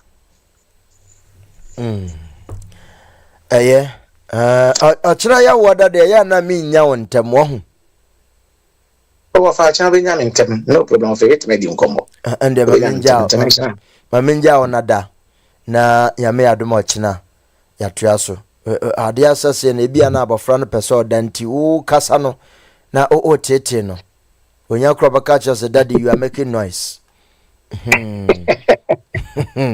na mama nada o papa so onya na mi kakra na wo na obama nufu o papa na minyane no nti we wa obinyane no aya ko say you know wa mo run shift afina Matthias na de na shift ija wo kwai asa wanda yo overnight we obinyane na de chiri di we na bless chiri mutina ye say mu yetu na mo run shift Gabriel do ten koda. All right, I'm here to much na that's Hey, Ghana. Oh no. Cases in Kokudia dangerous room galam say. Those who have taken their time to destroy the water bodies. Me say Mamo wari o mo be wari nso a mamo nyenyem because evidence ni bi the APP no yendue wo wari na wo bo hu musuo ko hwiegu ma na nyem ene mmom fa no koda atwea bompa ya se o mu anu akoche say complete baby because ade na ye na ye di hu agro no say ye mpo de ye de sense asike kankanye ye o yare a anu aduro eni ho ene ye gema ye ho and it is very serious because abofre ya na nine baako amei we sofo be no betimi achantia amwa ode ayudie ne nkomhye ana miracle ama awakotwe ne namba baako apie baako no so e ba no so sabia ese kotoko no inti dia ye no yendwene ho na nyese in the way politics we ba oye de be favor no ba yes say o man a blessed country onyame hira Ghana sasena ma che say JCOP. Yeah, I mean. Good evening, sir. I bet the same. Yami adom nso e. Yeda na nyasi. I bet me my money. Mapa mo yedi bua Ghana. Me chawe tie fo nyina me de ni de ne bodi ma obia. Adan kuku ye bua. Yes. De me chawe. Eje osimini. Yo. Abi. Yeah. Topic ya wudi abe ni. On say the way the ewo mu no eno na me bra kwaku kan ye no. At least se munim se mu be jai mu nkrofo na omu ye NDC for saglemi ni we mu a omu awia sika no anasa cases na form nkura na mu train na mu form court se court ko jaye omu a then you know say moye fam there enso what beli omu nyina ye pick you as attorney general 2 is pepepe na mu beli atuforcing meanwhile atuforcing no only former attorney general ko bagin say obetua sika no obetua mu bi na opet plead atuforcing no ono agitum so obetua etimi so odi for ene ye de Ghana skin na so abehye nensa na opet plead say obetua sika no recycle ya ye wona na ye recycle what you say hey the file was attorney general 2 is pepepe wa beli no afi edu ntumi so a ebe na obetnya prosecute ntumi die no eno na koye boatividi because one kasa what can against the very first office now emma o free hand say obeye adwuma no na ade me na bi awia kokunte ewo bibia ni jeja jeli no 20 years in to insawam. Oh, politicians you hear million there. You are granting bail. Now, abe, se mube granting politician bail. Argentina, mun granting ordinary Ghanaian na oko ya kukunte, oko ya bodie, oko ya ponchi. Argentina mun granting omu bail. A ponchi yeton saying abe. aponchi ye ton krakra ensu endru 1000 Ghana na denti na mo ma dia o wi aponchi no mo ma no bail se onko fie na mo di asem no na politician dia mo grant no bail se onko fie na mo di asem hwesi kachuchiri dia want to me any giftowari any edubu ahin hwesi kachuchiri dia mo attorney general was quoting so even school feeding crowd hwesi ka okoti wo ho na abe compensate ya uko hwe school dan ya hu be drill konof uko hwe school dan bi mi wo no fa hu be drill nso obi agi $10 million $12 million masolo loan say odi kodiabru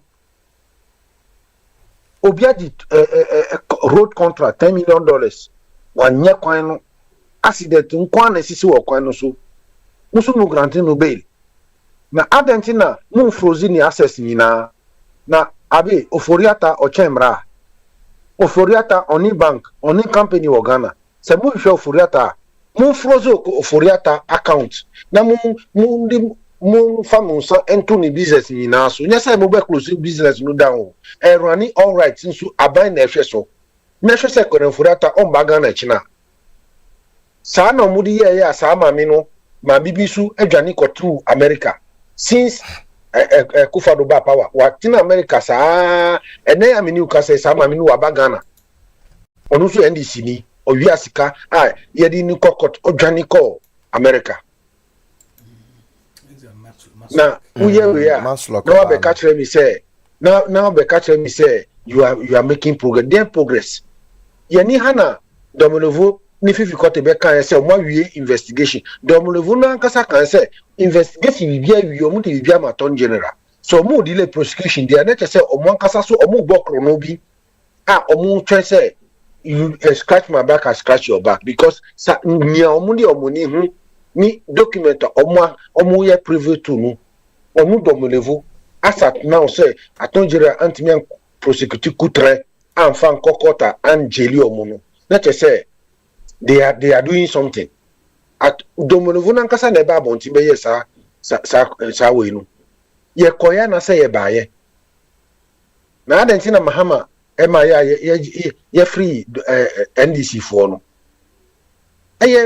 you do me I do you akufa dubai one prosecute kutre me see enu who kai say before election question be na maybe sa o me see abe who you sure say mahama ba obechi nkrofo we tu dem na wo ka kire me abe Mikaso obechi wo mo thank you even Ajia ba station we so maybe sa Ajia say ye omubechi omotu Ajia wa hi ene onko Ghana onko preposition problem no say we need a talk and do leader, we need a pragmatic leader, we need leader or you're incorruptible.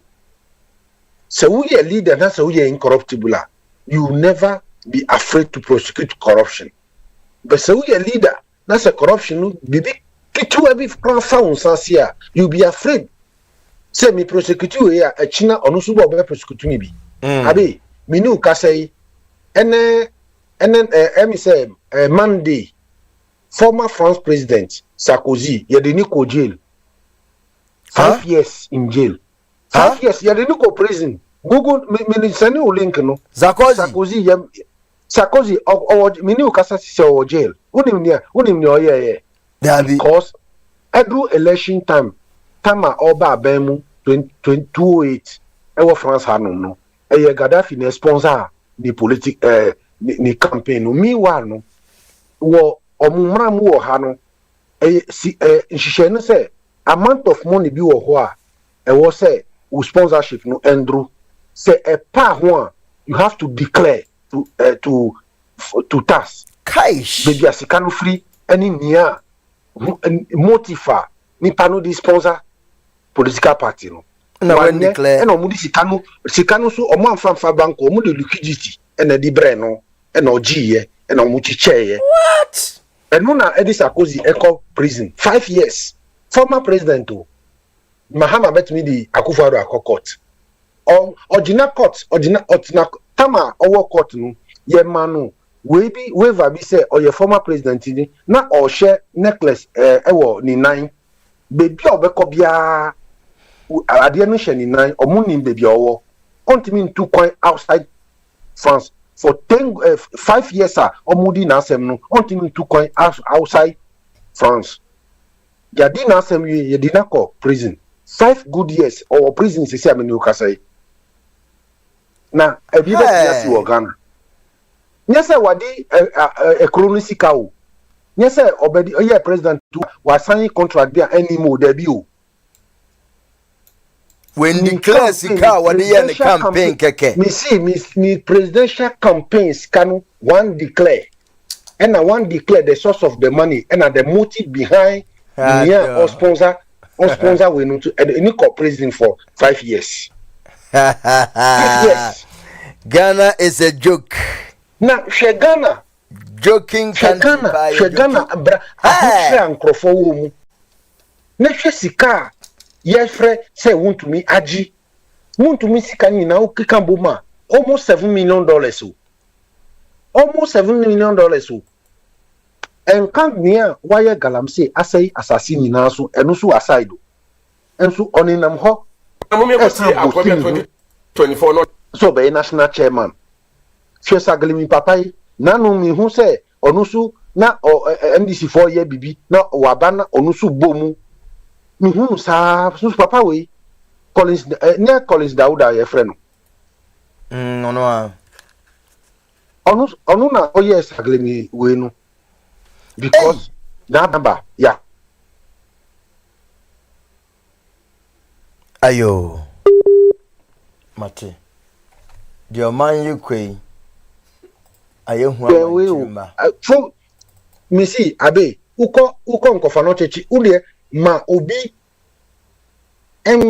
preview to nkofa no che nani doctors bakubi e nkofa no che nkasa na yen fa won ko children's ward na hwe ne ekoso wo ho abe ube so ama wo hu nkola bi ye wo mu a omu ni baku eni no se nyese e wo ho a asai wo akata kra ebi mu omunsan kra no ni ho omu ni san all in the name of galamsey nsuo no nti chemicals omudi ye galamsey no nti what prevent you as a president a declare state of emergency in all the galamsey areas now sending soldiers go ho uchi omu let them reclaim the land no mundia away and some of you move back nsawam we because almost about away NDC force eji eye dindindi ebe den na ebe kosu asamai. That is why we need a leader like Kennedy Agyapong because onu onye galamsey no bi enunti sese obe prosecute galamsey no ebe easy kra onye corrupt sebo obe prosecute onia odisika ebe simple kra because on one kasa ni nkrofo political party baako omu wia sika no obabontin ebe kanye ma obi anhu omo. This is what you call a leader. You have to be committed to your country, not a political party. Ghana first. Without Ghana we can se Ghana ni ho abe miniu yentimi nkasa. And ni attorney general we ekai kasa no doso almost 10 months ni kasa no doso 10 months want me a investigation bia uni court we kasa who don't we need action. Put them behind bars. Mamina Yasika, should they say by now those people all should be in Sawam or better quarter or be free in Sawam aba court. Now Asakon Sawam. That's how you do it. Because Obi we are Ponchina Saudi no kon Sawam. That's a dinner sent from Sawam dia. I don't think a politician we are winning who are granting the bell say Uncle Fee because politician judges no so who say politicians do have minions. And until judge no so be in their womb. Now are granting the bail. Now here all you are punching no judge no be there were punchiro no ho and until or the bufo be sending into jail because enu Agyapong biadia wa millions of dollars no and bia obenya at least $300,000 from her enu na ye problem ye judiciary no attending to business ye judiciary no attending into politics enu na ye problem ye wo as a country yes sir those politicians no me see case we omoba adwani case we sa bedu 3 years because me bisa o me nim nyanti a me bisa wo no abe me di manuasi. All right, thank you very much JCOP and ononso wade nenumasem atudwa. Thank you pa wo winsema wake no kretrodo na ebusia na ye papa bi yenua bi woreka galamsey yi enyoma edereba na wose abe frankly Abrana na does not appreciate the seriousness of the galamsey problem in Ghana. He speaks in glowing terms about galamsey all the time. The more serious menace of galamsey is the health hazards that will befall the nation in the future. And some of the criminals, some of the chemicals caused immediate health hazards, but on a more serious note, these chemicals can trigger genetic mutations leading to birth defects. Nipa na oka sam na no kranto ba ko abedo bedem na owie no say and cancers that can last through generations for centuries. It is just reckless for our politicians and chiefs to close their eyes to the menace when we do not have hospitals, doctors, and adequate health infrastructure to care for the sick.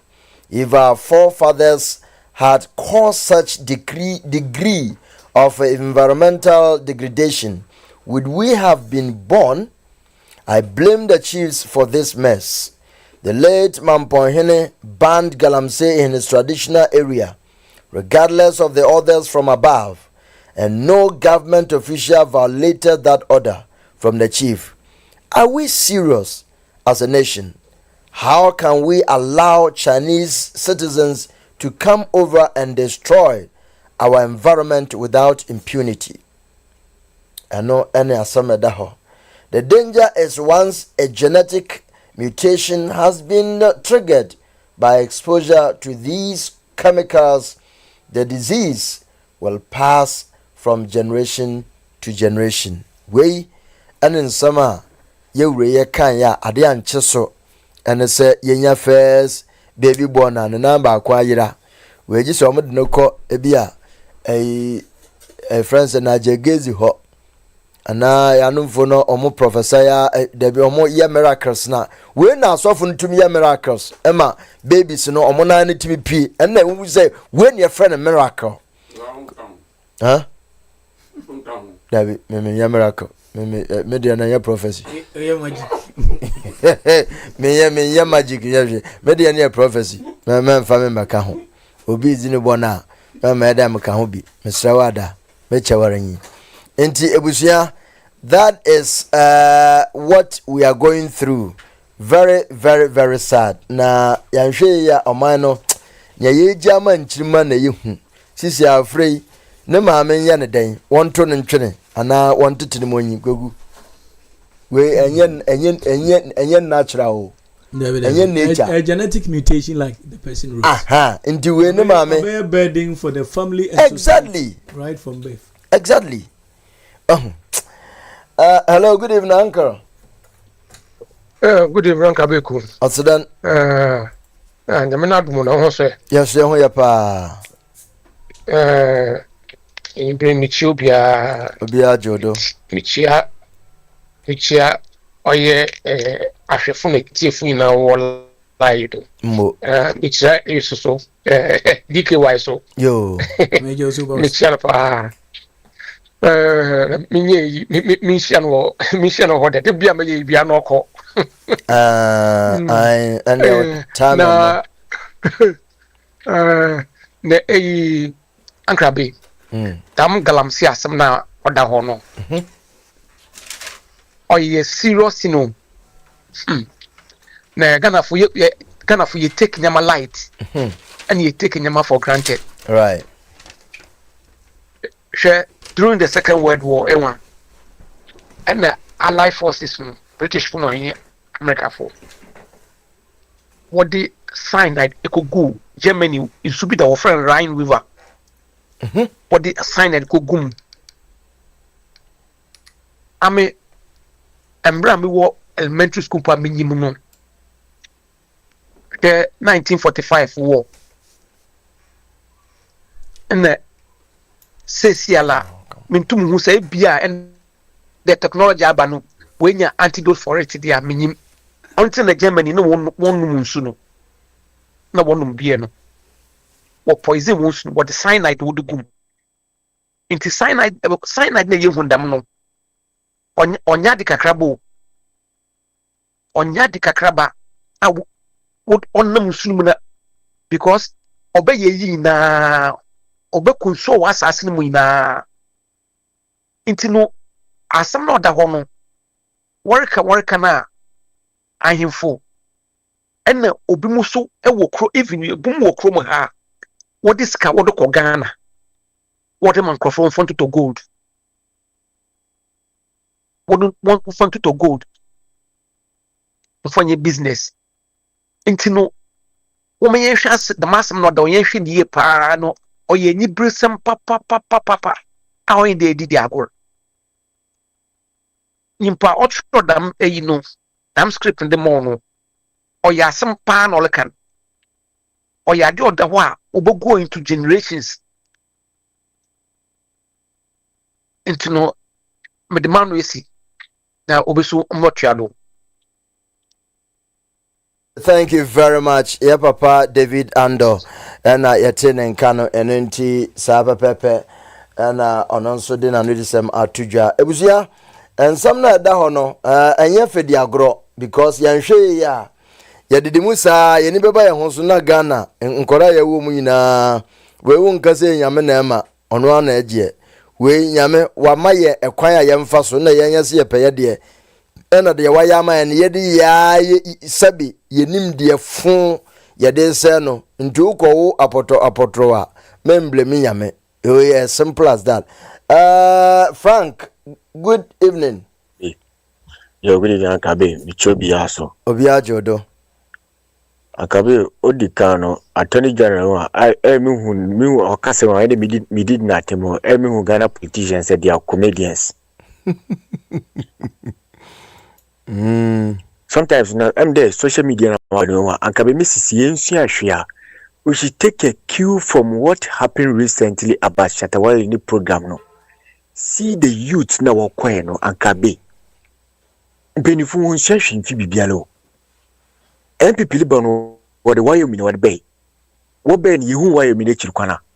Ye who she biom. Why Miss Kanokwayas was Attorney General Council be so sabri so this can be. Nanti one will prosecute Wyoming. What then that time no president one what missing chen. No one can say what for one what did the miscano. It's them papia begin away while eba power no enya one man to camp our clear on coffee. Now I would a pedegu MPP woofy. Meanwhile MPP na why if internet or the one bay. And for what Tunisia gonna do.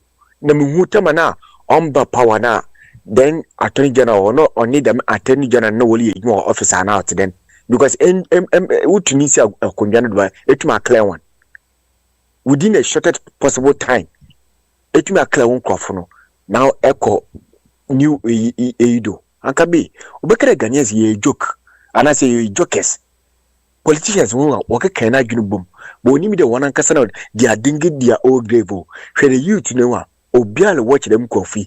Papa na koso we no ama we you want to nyama nti excuse me se BBC sisia ya odi asam kekeke gidi bimba Ghana wona kaso we di kra wa fish won out dem ko fun obutu ye be di kra bullet wona sana wona wa kana waka because idino buboni na no owie so no wakana sam doko de empere be rush na be kutina makwa mistake bilanti me take me time na my because president na my power president na mama me pressure biati me tomobo kuku anase story all kasam no chere wadefe asam ne nyado akabe regano so wono ya de kakrebo bedem ko funyi na wo kuskuba no onye djuma bi ya excuse my language one shada ambre wonye school no kwesha politics within a shortest possible time ndam ko funyi ska no what go focus na what dada nkrofo nke president Akufo-Addo be di president Ghana djuma bebebe nyina entum anyeni nyina enwie ba etumi nya platform podium na etumi clear wuntumi na akwa mining onye galasi dofo bebre kire edjuma ni nyina we sia ma otumi clear galamsi tere ankabidem ko funye I'm tell you onye Ghana na warjwe wonjwe Ghana ho na at the same time dem imani yeli kankabe oye politicians na we mine at which a land all say fast person oye politicians no because currently I didn't all say fast person NDC funa politicians no come because they have only 4 years to clear everything fast because mama no one 4 years into you one ankasa wakawo president mama onye assemblyman no onye MP oye president into oka obutumu aye oye president then time Nana Akufo-Addo he was a president aje military funa wono we garma se military sa wako ho wo the ministers na nkasa na wo own site ni minala njozire na soje ni kono ko gadi ya onkoku galamse ni na wo minister na fechi na register ade wonya ho so wo jimbi ayade wonyi na woye jankabi dem ko funyi na wanka na kwal onye ne kwabia na wankan wanka na kwal Ghana na wo digane wu Ghana ni si wona dem kofu wo enrich won Ghana yisi wo no we rich ho nti the mass mo Kenya no just there wo pare wo kabofo say ora o say I don't know obi apade ni dim bobukum de no so be minister na de bonye Ghana na wo pare wo fight ma there chimba fu no benyi bibia gina because the ratings all say na de no ankabe genuine minus ni dia there jiji woni hwika cause what can Ghanaians won't take one politicians na wa say adena nkasa I'm telling you politicians na nkasa na wa say adeno nko osidena wo buy good board like I told you the last time say good board no wara abonewa na sami je fi odan no don't forget because then time say what box Ibrahim Manensa na MPP be we yi before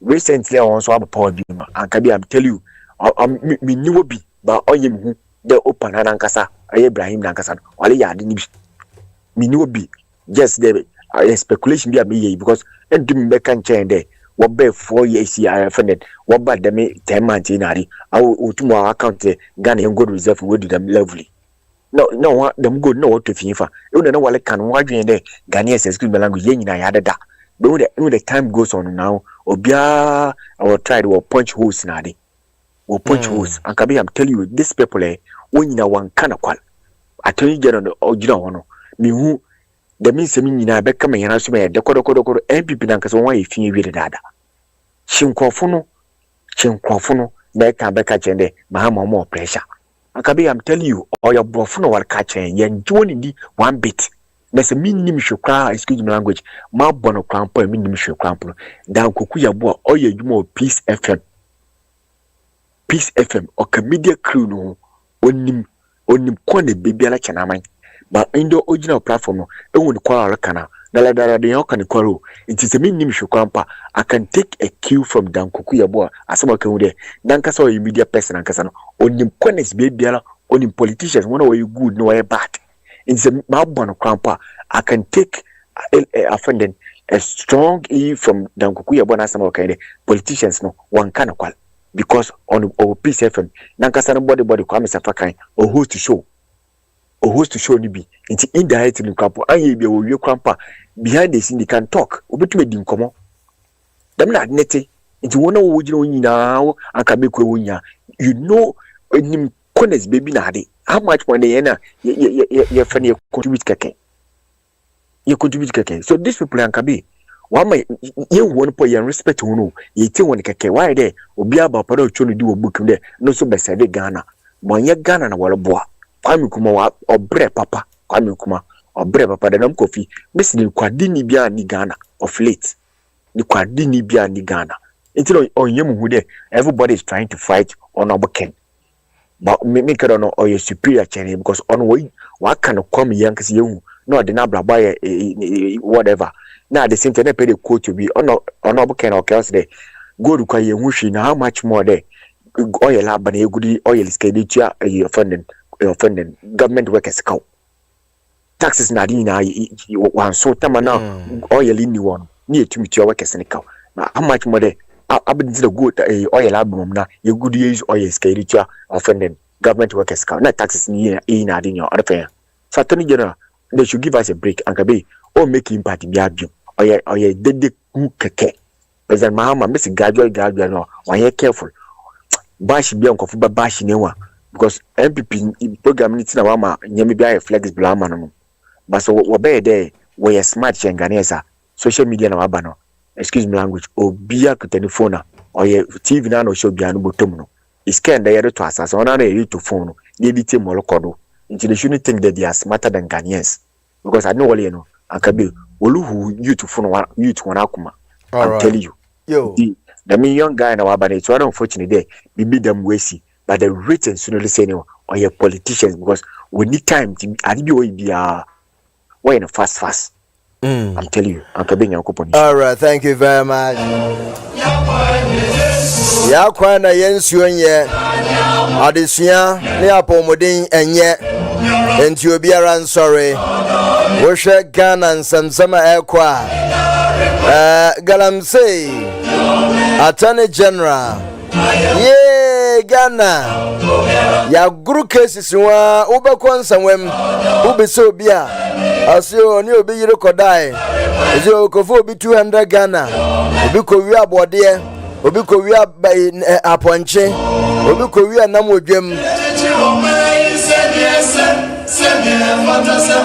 na video ya me de kira we yase aprosifo no ko galamse site wonomo ekwacheche galamsefo no na no se galamsefo no bebre nsu ni minsu dware nteye na omuto nsuo no mu na police ni nsu tom nsuo no di police ni no ko ama galamse no wafa ne tie dim hwe video no me ba ya betu aso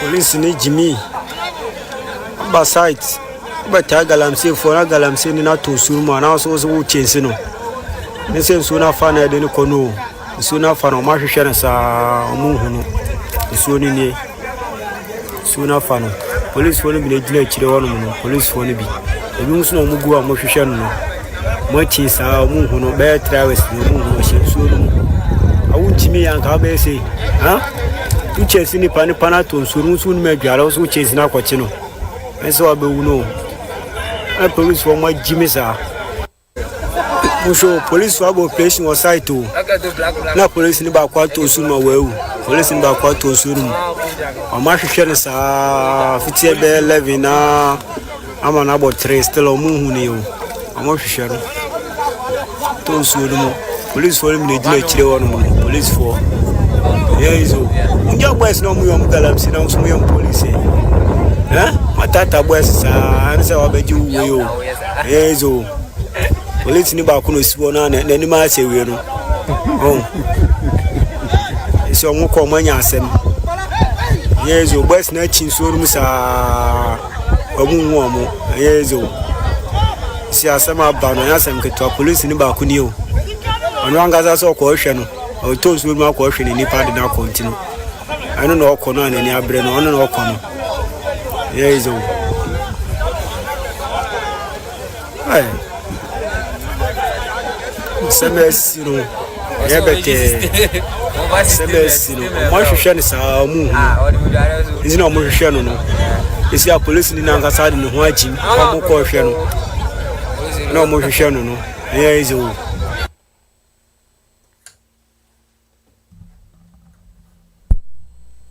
Future Leaders for Can TV, good evening.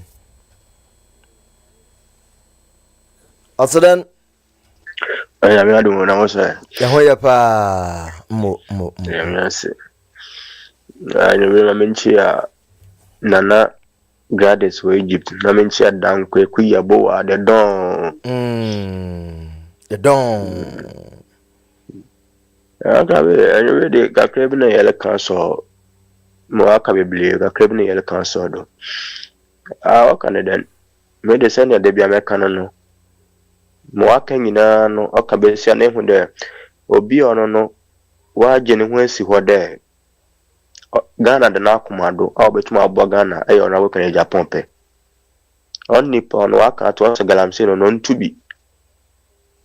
Sika no be dibi na we dibi. Nti se nim de sa wo no seleba na ben mu na se be di sika de a on the corner venture into business. And se be so delegate no. Ye dey already de se papa no wotumi de ne bada enso ye betum aboa no ma wetum wa bebo Ghana. Nti de bia beto asre ho. Beto asre ho. Bawumia no bibi papa bi en nitu mo de bebo Ghana biem. Oni bibia biem mo de bebo Ghana. Nti ye se delegate no. Ye ne nkofo kasa ye ne nkofo di nkomo. What's a hundred or no so delegating the Agyapong bar over to a man. Yes, le Papa Nenny so I do who one, mammy and Trent, not that we and Kade who yanka. To delegate your best remo, you record the asremo, you record the asremo. Move up a pembla. Move up a pembla. Now on to me, Ghana, only pay 200 over to my Ghana.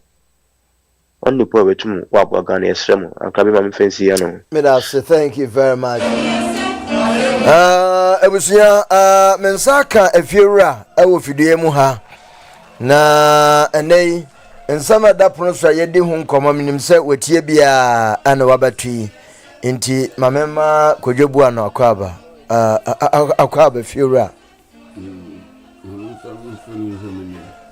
atisai yehu ana ehwe yo kwaku edi amiase wedidi oh me ba na wudi brodo ne ayi sito enyame na amedi me anam de ba but enyame na amedi ina nye kwekusi na odi nti wedi sama aduane agiramoa na ne edi agiramoa ono kra oba na hu wa na osuro wopie tese enya okura nka me hu se brodo ne makosi tode ba meto gari a yetwi gari ene shito ene chinam na yedi ene yedi ewie brodo ndi na eda ne baby se me hwe brodo no ani a ayi shito yi makoyi na akeka no enti bibia enkyere se wonfa brodo yi ni shito ode anya brodo ntina oba ha ntu de hwem ka me ana mkopem ho asem ko bisa wedidi ena akotwetwe yi na aba ena me ka se de mba na wudie ni bi na medi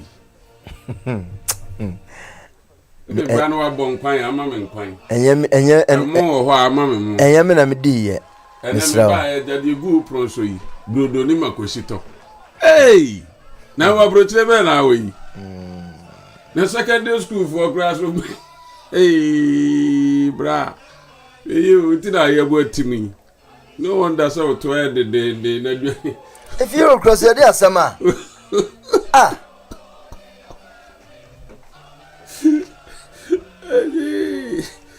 I can say, ya for be anya so ya. See ye tete ya sa na nkrofo yi. E di nsen hu na wum di na Ghana wa sa me ya ka kwantu mu ewu ada ha. Mi hia nkokora ne bi no mo kwa ne mere wa fo bi no mo kwa adwuma. Na ye mabre ho se ya na me kuma ebo se kirikirikiri. Mi se ya anyere ye ho a se ya na nkrofo be mi ya ka kwantu mu ha ne ye bebo akokora ne abrewa. Na ye nso ye kwa adwuma saa o. If you say ye de enu se amamre ne amane ye de ene oman a ye chichiri ye mudie akokora ne abrewa timi fa ne poman kokuru no abetana ne dan pro ano utwamu a me na bra enya kua bai ne enkwala yi de nan se ya ne manyi bra beje koto ayi na me akua mansa ho ka kira ne se na me adwoa na esuma wi osu onye me yie me pe ayi konkonte no fa wele kakra nka ho wo se ya o ma me nkwan ne no ade na nkwan ne ho no wasoma ho no wakotoba o man bi ayaba mu wo ne hwan wa wo bampo wo no wo wonyi a wokọ na wutimi si akokora ne abrewa pa na se akokora na ayeyikia o akokora na ayeyikia ubo se na abrewa no waye kakran na wakoso akokora num na oyi na Africa omo koi shopping omo koi omo bar restaurant abididi na abuso omo sentu omo ma wei omo nananam wei amamre ne amane ben ena omde chichiri kuro yi a akoda timebo akokora ne abrewa ema ne tena fie mu osoma ne mo kodi dwabre no wono ane yafuru mmampo a wawo mumpo won huomanim na omanfo ne amamre tantan kankan proye wei ena mo se ye metra mu ha na wote ya wani ade uwa abrochire uwa ho achire uwa abrabo na chi na waka no abrabo papa na ye nananom esese to ho no waka achi etu wabeka obi man so a wuni amamre ne amane obi wu a na mapempam ntade sa so obofo ombetuo social media na aba TikTok ne ye de ho chire Ghana form bomre wa na mbo life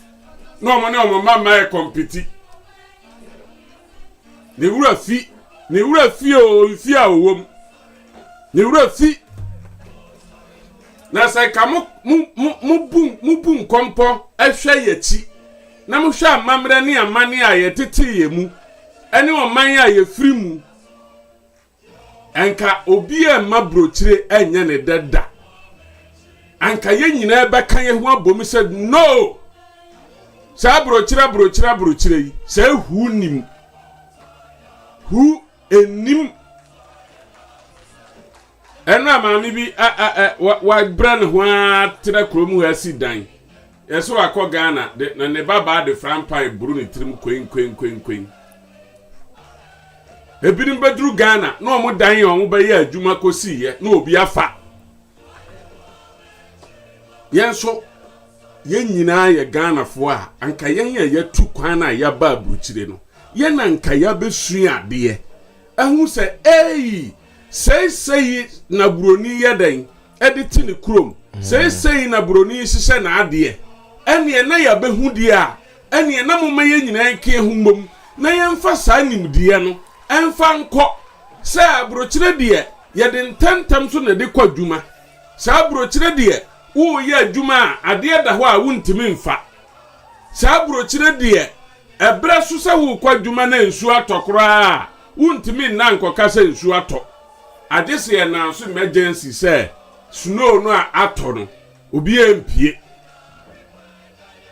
na yen ye de ndie ade na yehunu ye ba ha no ye se ye banya baabi atena enti ye de se ye banya baabi atena ene ye ire ne ye ma wo ha ye kana mu nti a mo na mo wo ho me de esa me kwadwuma me de maka tua o na se wo gba kokora na ntimi nsole nkwadwuma nso na wo ma no esu agya wo koe na se Ghana no apratete a wo be ye dan na wakọ wonso so wo ha nyina na wo se wo yire wo ho asidan apeka bi asi ho apasase ato akire aye store na wo ye adwuma na opon a wakofi akohome wapon kwai se yesi wo sin akire nya wo da ehwa na wo tafre meboa it is say wo sin akire no ehonye de kwatafre why are you stay here kasa itenti a me dia hyase ya manchi ana mansre yehu anyankopon enhira mfa aman efra no pa ni nyina madwene mu ye mekesen mentene ma bi ase adentia sa special hospital ne sonfa so pa ene sen wo Ghana ho ne sonfa so de se bebre abiri de en enyo na obetimi ama yehu ayi bone ya ekoso wo Ghana waboabo anu yi wo de kwai se waboabo anu a ode koma court de enti a me kase special hospital no yewura John Dramani Mahama guno ansa na impeachment na beto gu special hospital no sa office no emfaso bia ni so se na adoba be creative office na o creative office ni wieye no Ghana fo nyina boje so se ye kata sare program NDC fo ya betim ogum o mawuo hey ni age na show boy na ye biribi do something na asedun katia general mosquito eba bejina radio so sere eka asa pu special mosquito no ontimi fa nwansana kura entum ana kampese nipa ampani ampa ni nuane ampa edibesi ne special kosipita yi ontimi nya kata asehye ne proye ne kankan ne jurumu no a aniti 2016 yeso ananado aba tu ne din ado show boy brabe ye bribi mi enhwe no kosipita yi antimi afa ba kokura antum ekowi ase a matiami dukura se nanado kura no sa office no tedi bo no ho ban se ode ye kata ode hwe kata se ne proyim no no kura no on na ye kata se ne proyim nyina ne maame ne papa ampa nanado ba bisan no ho a sisiri adapa esika samba ya nanado acho love letter. Oh, mine loves Cecilia. You know the way I love you. This, I know you're gonna come out. You're victorious. Yes, fast. Nanado, I'm a president. Oh, no, man. This is a matter of fact. I carry up shit, man. My lovely, you just resign, okay? Everything will fine. It's all about money. Yeah, crocro. What with your man, no chrono, bonny Jim cry, your crocro, forgot nephew. Sit down, please. You have a love wire. So don't worry. Everything will be fine. Yeah. So, to me to galam say na John Jina Poko kan na untumi abona sumo no ye minister na wo hwe minas and resources natural ha so no na untumi apa ni sum na du begina ho a o say oh yenyina yenim say akonta mani onye galam say Captain Smart ko kana wati na tum ehwa pena bufu na me fa social media na say nanado galamsey no utubi ukura wo ka ho because I won ka ho na Captain Smart ko ka wo ko kire say Jubilee House mu nyina mutu galamsey onu kredifo ba ko pe a wo Ghana ene Canada akompre ko Agyapong o ye politician nanso onso soketa share pro ne ade enye so onu ne be ka kire yen se galamsey na nanado edi na konya to so a onu ehu se nanado di na konya to so nti onu so han krofo se wo munya hwehwemu se de be na obabua ma nanado atimi a succeed yewura Canada Agyapong ne ba bonten first ebe ka asese fa galamsey hu de nanado otise dua esiwo a eni hini na Jubilee fo no a na ono ane krofo na ye dai etu galamsey fa no na omo na ese nanado emo ntimi ntu anya galamsey the only person obe ka asase mi kire Ghana fo nyina eye Canada compare ko Agyapong the only honest politician. I'm talking about politics. When we say politician, honest ya. Onu ni nipa de enya otimi babeka. If you say onu say onu ne hu nimbi. Unya bi fa ntare no. Nanado. Na kweku special prosecutor yi efsun faso ne say kodati duase uko Bawumia krom wale a enkola na enye ayi enkodwa international school dan a ya tetanu kola bebre ewo nkurase a omunya nkodwa international na ye boss special kosipita we hu ka for nonsense degree faso be na wo so mo sole ya na mo begina enipa no wa ya de aye de adwuma man wo na wo da adwuma na no Ghana for nkan kire wo se yes accountability a yen kan kire wo se de wa prepare wo de ne be court no bra be ka kire yen fa ne ko kire tum ye kire tum wi Ghana for be hu se wo ye adwuma e ma me kan kire yen na wo be kan ne kire se amanfo mfa dwato amra na mo ngidi nsem ho sa office no mienu nyina o mo ye adwuma te se paparisi policeman o mo Italy ni Europe no ebi ni anase no sa na institution ni mi hu omo because omunyanya ohun samwa no mu de aba ni abegina social media ni abeka ye kan ya ni wakohuam ukohuam a na chese case close no ma de omu de asom ho ananya sa na eko sa na eko because anya sa na eko a adenti na wo begina radio so no begina social media man san nyina nim no ababu bo wo mu a ma bakro no di akire ye nya ne dan ye nya ne dan eti wo baba wo bodi ni saa we announce trickery bi papa na mu yusi wa wo betua no ye ma udin we bebo udin na chese wo ntua e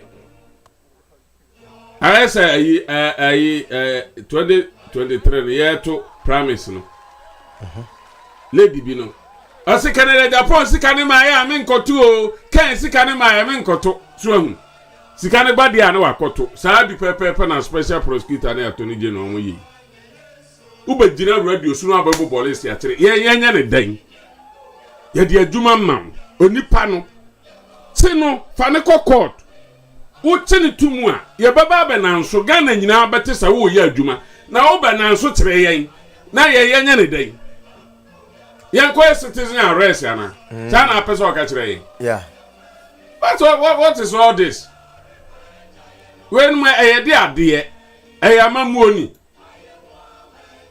dabi o ye ka accountability na ye ka ho asem na public sector ho no hwe public servant hwe sika na anu ya na amanti ya yewura dondemani mahama baaye hwe mmc yifo ene hwe sika akofo nsam a omo adie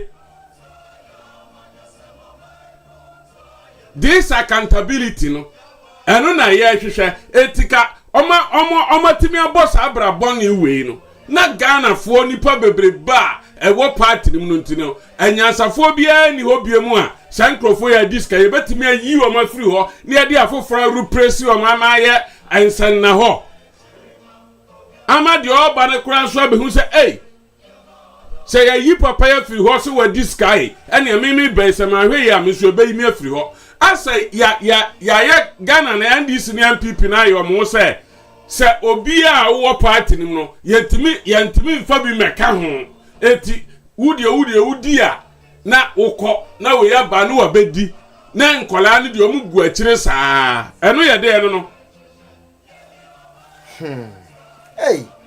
na nanado wa boss abra we nyina na wa ka free meeting ena nanano mo se me fan krema kwaku ado ewiase kwaku fu ma so odin enye nyina okasa to sabe no we sabe bi anim nsam na okaka no yakafo because kwaku pani pa wo Ghana sei eni kwaku ado na so odin na de emi nwa kura ne se wo fresa candidate numunu te sa wono ne nkola o se o pese o kire se party no ono na ene dia because se papa we egusu no ehunu hu se party no wamu amo begina ni nyina akra ehye na se o se den I don't get it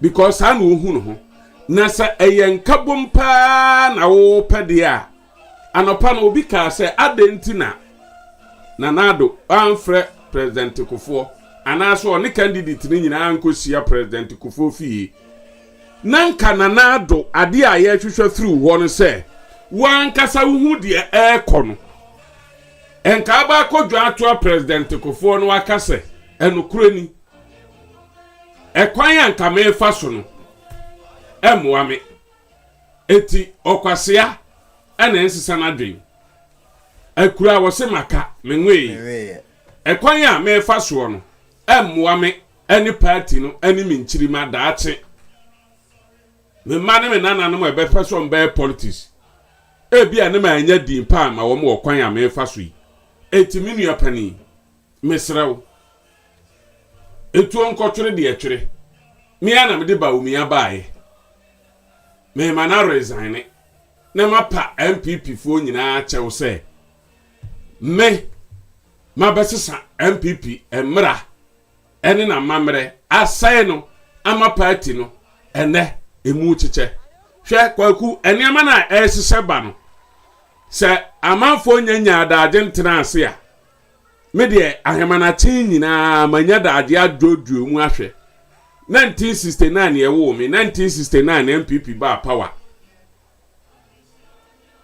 sabre no buzia edi firi ho besi nne yeni MPP sabre no ai na abedani MPP omu fingerprint bia wa de papa bia omu yema Ghana mu yeni bio ekopim se President Kufuor baaye President Kufuor ba no wo ba nso or the alliance e de be win power enti MPP party ni wo ho se eye alliance nanado ebe after 10 years no 1979 no na manya 10 years no nanado ene ne wo fa eye saa de yi a ene alliance wo ye ibi nanado ne wo fa eti wo ho ekote PNC asesen eti wo party ema Dr. Hilary Mine ebe famu eko wini PMP ebi ana asansi no say alan asase ntam na hwe empanimfu ana ewo MPP 2016 a na party ni ya alliance no a ye de baje power no na se empanimfu we nyina atimi apulu na se omuso omo kote party a me ade a mehu ye ne se 2024 no se enya yisi ana MPP for SSA align ni vote oman kan chada de oman kan omu yifrim omu sai no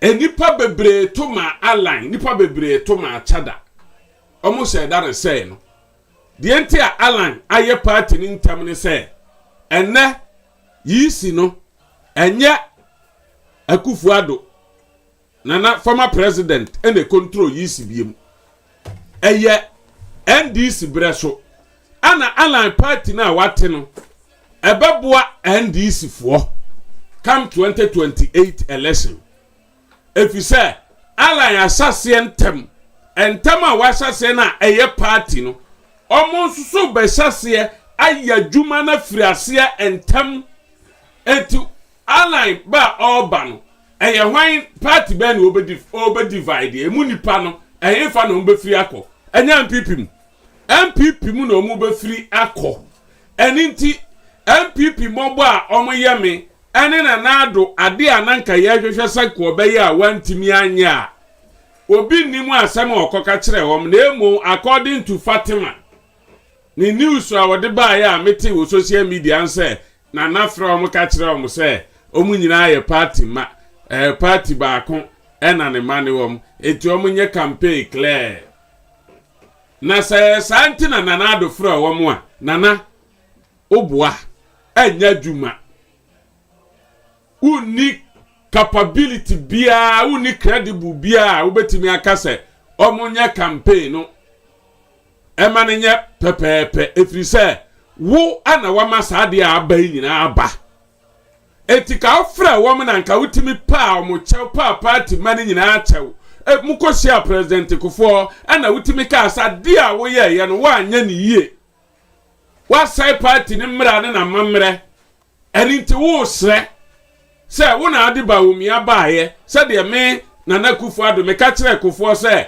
ode aliu ma ba wo kwa won fa na ade enko no me nsoso me de ma ade me Bawumia me de ne ye dan ko etu party no obi amra board na yen kamom na alliance na ye de power no ye ma eden ye makamom ni ye nya na party no ye sanfa ni nkosi ni na so na oba fra ebe ye boss te say de obetu omfo te say o nyina ayo ma well sometimes bi no nyina ayo ma especially yen ya Canada akompre kwa Agyapong ye di na chi no oyo na oyo ba papa party no mesumi ni mu kakra enia na ekoso nyina enu nti na ma na komia etimi beka se Kennedy Agyapong assemble na okafa Bawumia ho a ene o beka se Bawumia nya competent eti se ono na sem o kan ye no enu na ye begina so na ya boakire delegate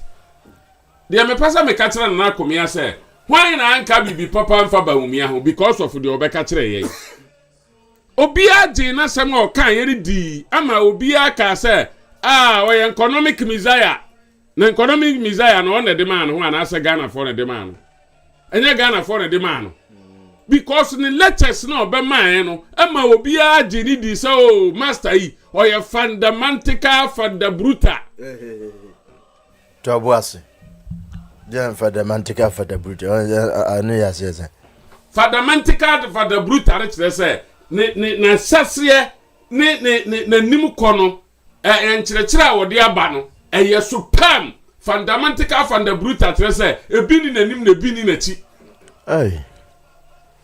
ayo ate Najiatum wo bibika there is Oxford fund there unso Oxford University for no one ya kira mo pure English ebi ni nanim na ebi ni nachi fundamental bruta na kire se ye nyina ye woni mu ani da so se papa ya bai de ye sika sem atoto yi amayen na se ebra sika sem protete na papa yi o kwa kansie na Ghana for ebusa se doctor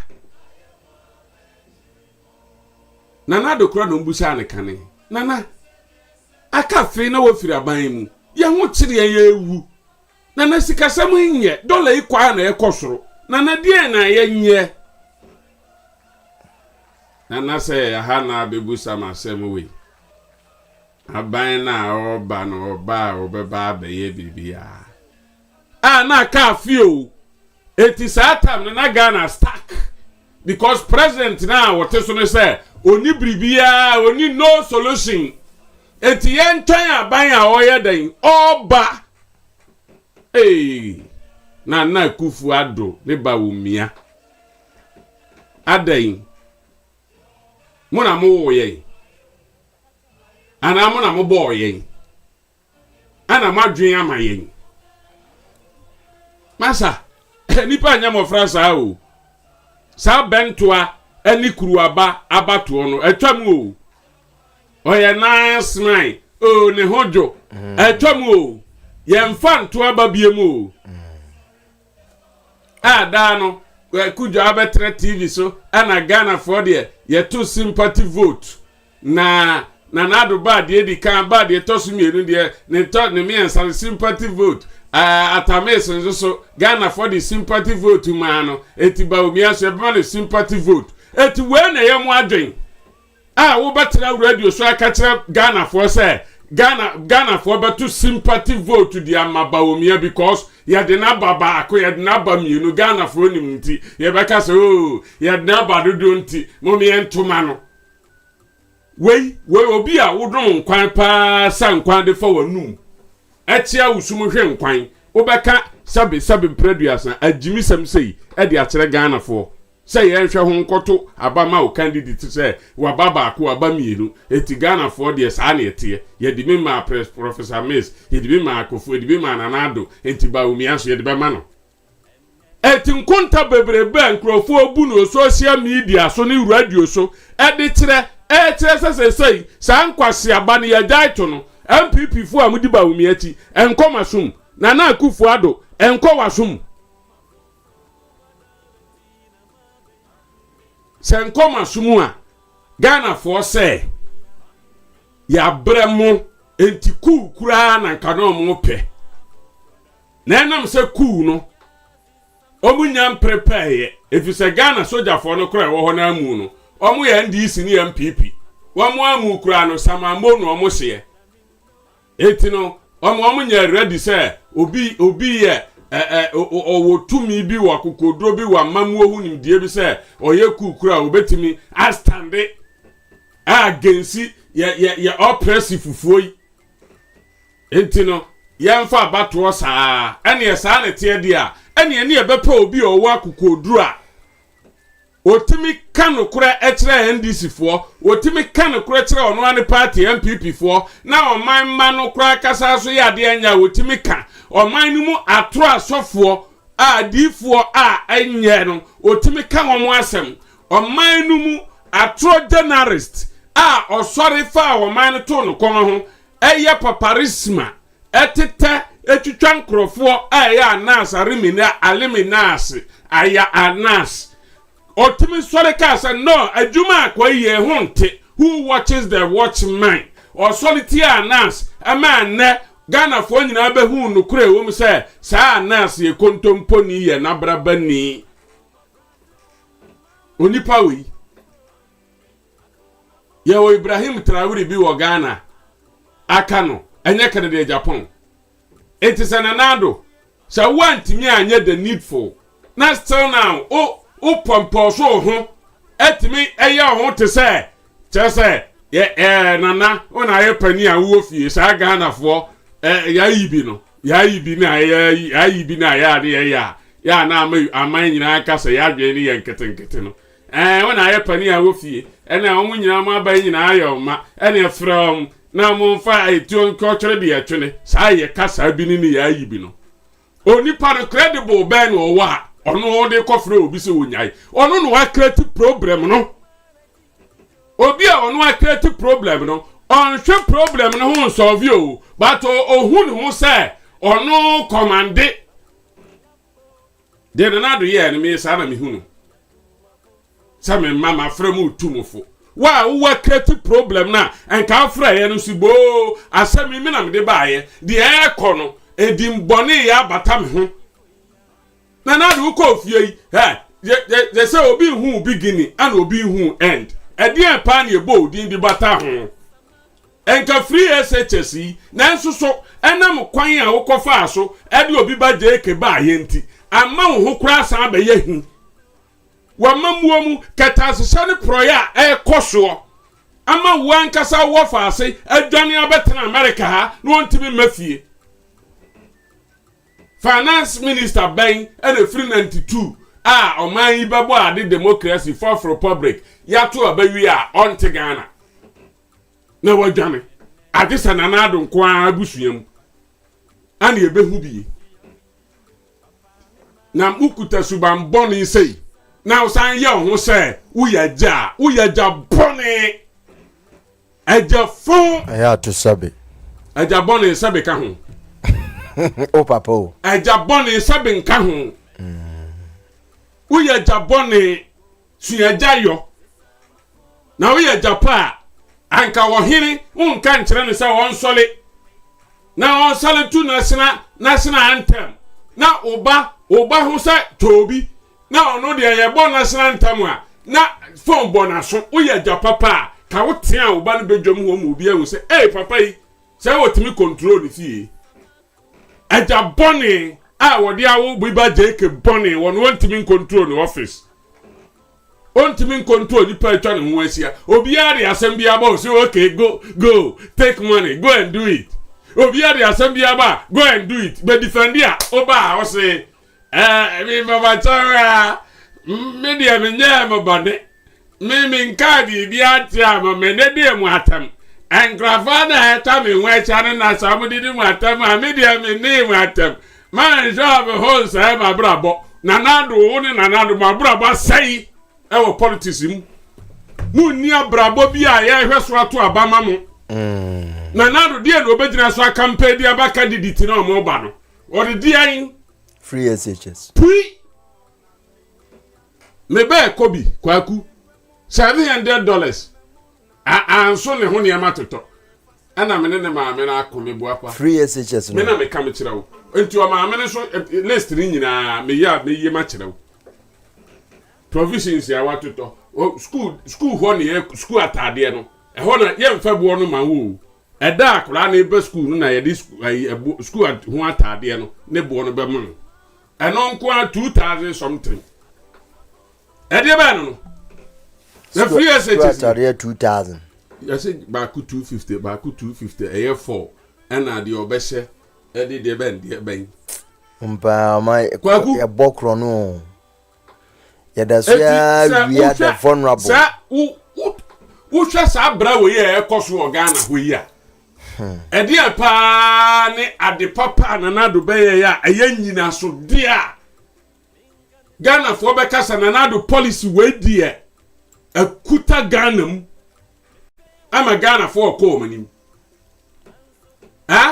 enfie nwotwe policy a ode ba ya ekese se ototo ho bibia manka ye press ya na kadam ye press ya na kadam enfie nwotwe free SHS ne kra no wantimi amfa na nsi ne puma sibre ho system nyina kra nya dwuma posting kra buwe edi besi ne kra nkra ne bi nya ehu o school om de ombeko wantimi am fix system no for 8 years anya Ghana for Mosi ye free SHS. Eti dia pa ana nanado obegina campaign platform so pre o campaign ma candidate bi a wo wini a ono obegina so dia campaign. Ni nti ono frɛ sɛ adobre. Ka frɛ na ase buo dia ma asɛm makofa bai die. E de nsɛm a eba ama na UP san pie dia. Bra. Eya na mi wura kan dia Agyapong wo ye mmobo. But me hunu sɛ oye the great politician ya senanado ye na dwe se sa MPP we ye wo ho no eye onu na lead for 16 years eti ono no a capture sa MPP we dia I'm sorry let's say ono ni party no ne wo fare teye 1979 no anye yie no obeyisu sa opportunity we aka say wanya party no etina atatia kojira Eastern region say ono so se president pa ne ho bon president ne ho ni asem eti enkananado free ho yi ko no so betimi aye president na so free Eastern region ti yentimi mfa obi o san free Eastern region enko entiere de no o katia Brian na atatia Oso nhuni asem anka wotwe wuti bi ba ya enye ono na segreme enye ono ye ne to house ya no segreme no oba ye no so ono so koji lo nso obeye sika na wai sabete so oni kwakuna mo ka segreme ho asem MPP ba 8 years no ede ne si boy eninti na Ghana foi yesi abeka NDC ni MPP ho asem a efa katasha ne proye ho a yentimi nka ne yasole ade betia saa ni eguso ka nanso enam se nyankopon kura se onkuyen anu abonipa foforo yen a wabo yen no a anu ose yenye den yen sakra ya dwen meboa nye repentance yanko kan sampai enya no a yanko ne yanko kan sam no nkyira mo se mo nsakra amadwen no nyankopon ahenie na aiden aben aba amayen eti yan sakra ya adwen ne enso ahenie num ne entrance nyankopon ma adwen sakra onipa ben ena nipa numu a including NDC ni MPP candidate ben ana watimi agina platform so akase se wono obeye president say wom eda ye besoe no ina pe anti clockwise ebesi ewo ministries bia apart from Canada compare kwa Agyapong because when we say Ghana for ye betimi asesa ye nkuta adwembo ne saa o na mo ye nya obi a obetia ma ye papa na yetimi ye na mama mu no yetimi aye no ye mamu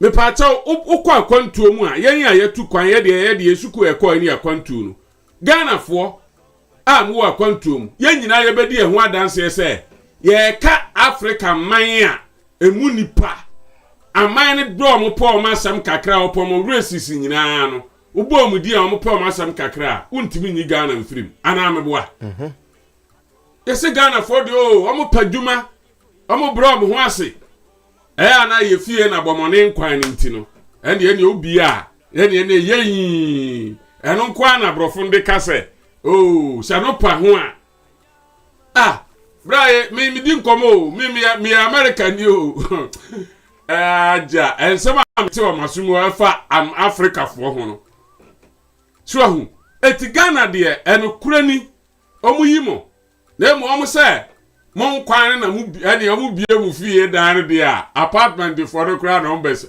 say Italians ni bebre ye adwuma apartment ni ade yo ba bia na ekosi edi pizza so hu no mo ka no mo ka Africa no mo ka na metie eti omu se Ghana de ampa anso ye boye homoden unya dimbone ewo ye ho saa eti ekire se ye wo ne pa bi wo ye mu ase enyo mampani papa a obedi no kura na ono a enwia na mpene ma obi anso nwia Ghana ni nya ne den se wo ye papa ntam aso enya Ghana ni den efisi enya twaboda no a yenko papa ye ho school ye nua ka kire ye se aha de enwonso ha o aha ye enwonso dan ho aha de na sorry we yes police eti Ghana ni me namu me kuru abasa me kam kwaku so wahu ai me wayi e friend say bega king for no coke ayi no kuru ano large wine no aha nti me tona me num wi a na edam kanum ten ye edeme a na ma hwe ba bi no ma branch yura sokra na ma sonche agum miduru ba bi a na ma hwe agu enu a me ndam social media so a anopa impo traffic main road wa kra na atokrata driver wa si Africa num traffic yasinti a opportunity wo gina ne car ho enu wo bugu car kwa no hwir ana ka si twam hwe eti kamera papa bi wo ho a oma pani papa bi wo ho no aye mra papa bi a ye chew sa wo ye sa de ne ye chew wa na ya titikiti ama na wo kotua anka umfa ayi kruwa nto ka mu na jonso de wa wasonche agum na du afikire ba bi a wahwe agu enye sa yo enti yewura Canada kompre kwa Agyapong se de ekoso o Ghana ni nyina no ehia okandifo ba akopɛ that's right untimi mfa kata asehye proye kankan jurum untimi mfa ntetare no Canada kompre kwa Agyapong galamsey untimi mfa nya den entetare no enti so o se galamsey no yebeda itu because onu want to be ni bibie ntubi ni ma 22 yi omu ntubi ni babie ntubi ni busuani bie ntubi ni busuani kura tubi obedai efisam obeka se ni bra ya wa bai die na nya ya me no obeche me first anti delegate se ye pe ya ye di a de koso ewo NDC ni MPP mu kire yen ana omo kire omo ankasa ho kwan kire ye se sa omo nse da ni tumi bia because of answer no be politicians no omo ni kaprewu ana institutions no so abrofo no dia omo na akutakuta omo saa beto wa education so me ka fifi kote Professor Miss Winnie ye no a deputy finance minister no ko school lending Ghana sika ana fifi kote e finance ni school etia no na be una scholarship na brofo na bam kakra no omunya hu se acquire potential ene Ghana for na ehwe no yemfe de kakra nchoko no ni anya no saa na brofo na etia politicians na wo ho no because of na sika ni omachi enti no omunyina e wo corrupt e wo ho Canada Japan ano no de ebetime anya 70% afri ne ho a efa kete asesha ne proye kankan ne jurim yebetime di na si ho a 70% de yebetime anya afri ne mu a se obi saade a ene China fo be ya adwen se yebehwe o potential de watimi aye de wo ye de China for edi atimi ene omaye super power wo wiase eye pragmatica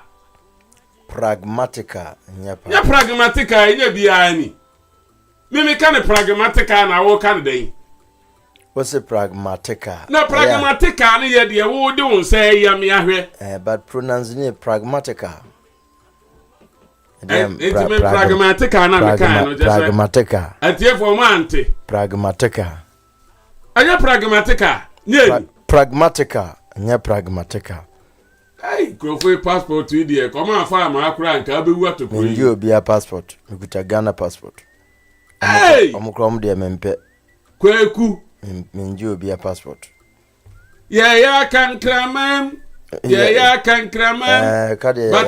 bataboni ye nimguasie ba mi ya bro na behwe ma yaka ya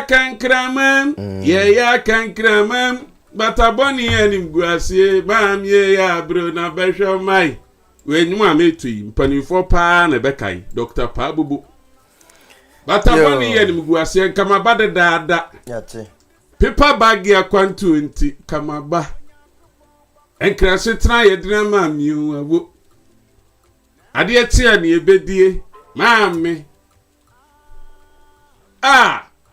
kwagu ye akwantu ahu ye kam na nya Ghana fo amamre ne amane wu hwe watu kwa akocha nya mfie mienu mfie miensa mfie nan ne ye busabusa ne to ba wantimi na nka yina we kole yetu kwai eno ni mon fatire nkohwe mu o se biribia ye no a on be fatire akohwe mu ane nana mon fare mra ye tifie didi enko ye ma no a wonko wu na ho mon fa ne mra ubehu a ne ayi bofo ye nyate onko a yetimi suma nipa firi Ghana e ma ne be fa u firi Nigeria ana Abidjan de obafie ye magana ni nka control ene de Ghana fo aka control ene matena broche 35 years matena broche 60 years de da haram 80 years ena na akeka bom no ugusu ha o etinya me ba ya ache na mo de oba ye wa besua eno wahu a ase wabufu a unuanom nketo a wo Ghana no a ye de ekanie na ma omo a omntimi nye no wo kan ye ho ni aka bom ni aka kirom say enough is enough ye sole we ye nuanom sa abrofo no behu say san krofo a ye de omsisi hoyi omon krofo yi afa de omo so omo mpa biem eno so mo de omo se mo nyo mo de ambajeje passport na mo ya hani a mo de mo nya hani na ha mamre ne amane ne se mo mari nyinyi a ombekọ na ka ono yire abo na kikagbo nkotoje na me sabre me sedoko tua ma boma kura bi me koko enkola yi tetema me alagadu afo bi to me hu asia ati ye kuro mu ode na mo me ensole ne enkoje ye man nyame nhira ye nyina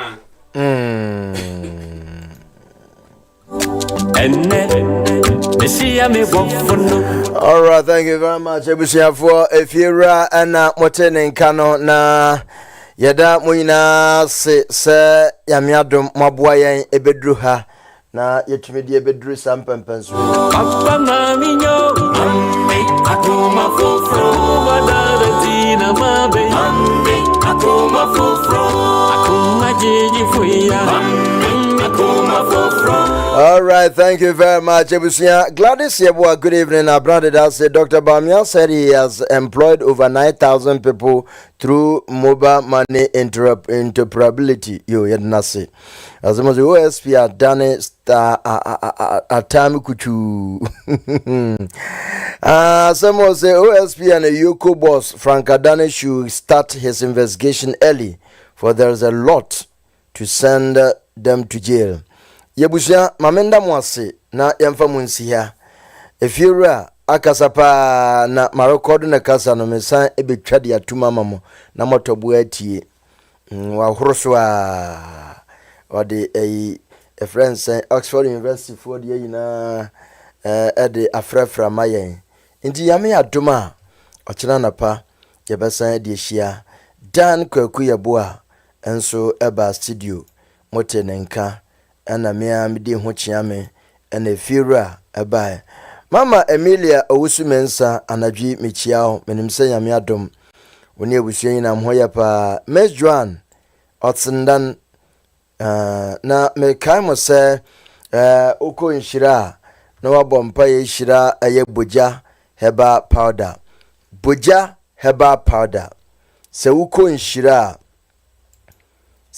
nhyira hyira boja heba powder sɛ aba ama wɔnom anya cancer diabetes ɔmo anya kidney problem liver problem high blood pressure leukemia fu ina matie di ɛna afi nso wɔn a yɛde wɔn atoto dialysis fu ina wunye bia dialysis no ebepe bebi afa na wade wo ho boja heba powder ɛna mekanfo ɛdema ho momre na obia mbeje ne de ebi mu ato maako mienu miansa enan because it's all good na saade ya hu bottle so maako 6 say $700 and people are buying.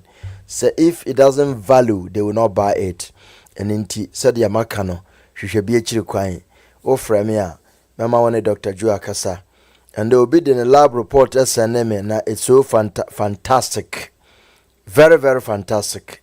Ya minshira mo pa agrada akoi we ya bozu mianza no papa ya no kosra prison for yi obeka asem bitu social media no so trend that was the beginning.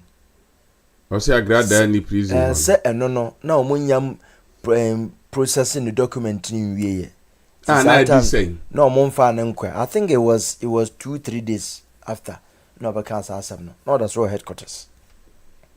Papa ya no prison ho wote ho a oduadue mu nsem anti Ibrahim Kwaten ade so kan na anu ya oni ade agrada anso akoba eboso mienu you're not sorry nini 3 months na ho nyina tata no after 3 months na when you 3 months and then 8 minutes na nya ayi November mu ne yakoi no ko brebe November enya August oko September oko hwan ye July num ho July na agrada koy nanka July num ho check July num ho kwaku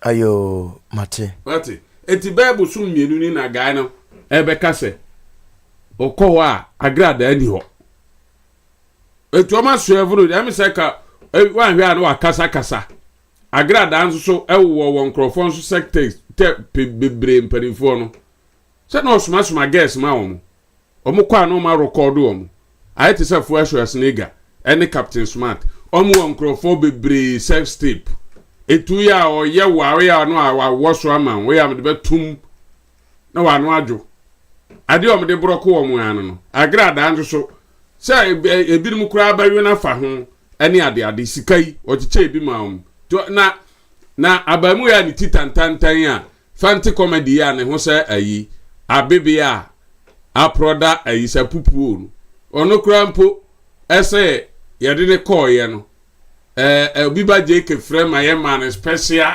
treatment ya na tokres of agrada wono wo mparifo bebre sex tape ne hu secret ya o tutu scam ani ebe mena da ha akoke kansem ye be peja na kopa ba bi atra ati eti asolda no de be tan no mo ono mo de oda ba bi pa oba ya be kakra eso de Ghana ya kopa bodu chire ba bi tana na dwen ho nya no ana no Ghana ndi omo nye omo adwen se na omo de omo ntombo enu second dia compare ko Agyapong bre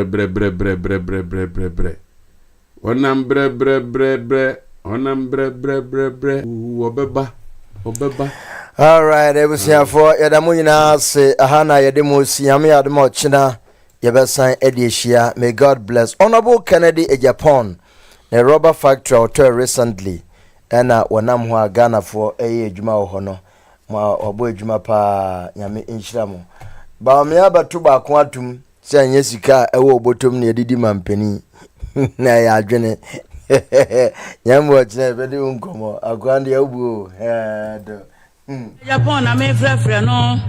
Akomple kumbe ma no. Asini be me nyansafo. Wodi ni mudie ni nyansa som wo maye. Obema wo kasa nyansa wo mu animdie wo mu. Ohine ye de kwa die ni o aye ajae. Aye. Wo kare de Agyapong ni. Aye. So wo si ye de kwa. Aye yo. Ye de kwa die ni o aye ohine. Agyapong wo be ma ye. Wo be ma ko du ye de kwa die ni o.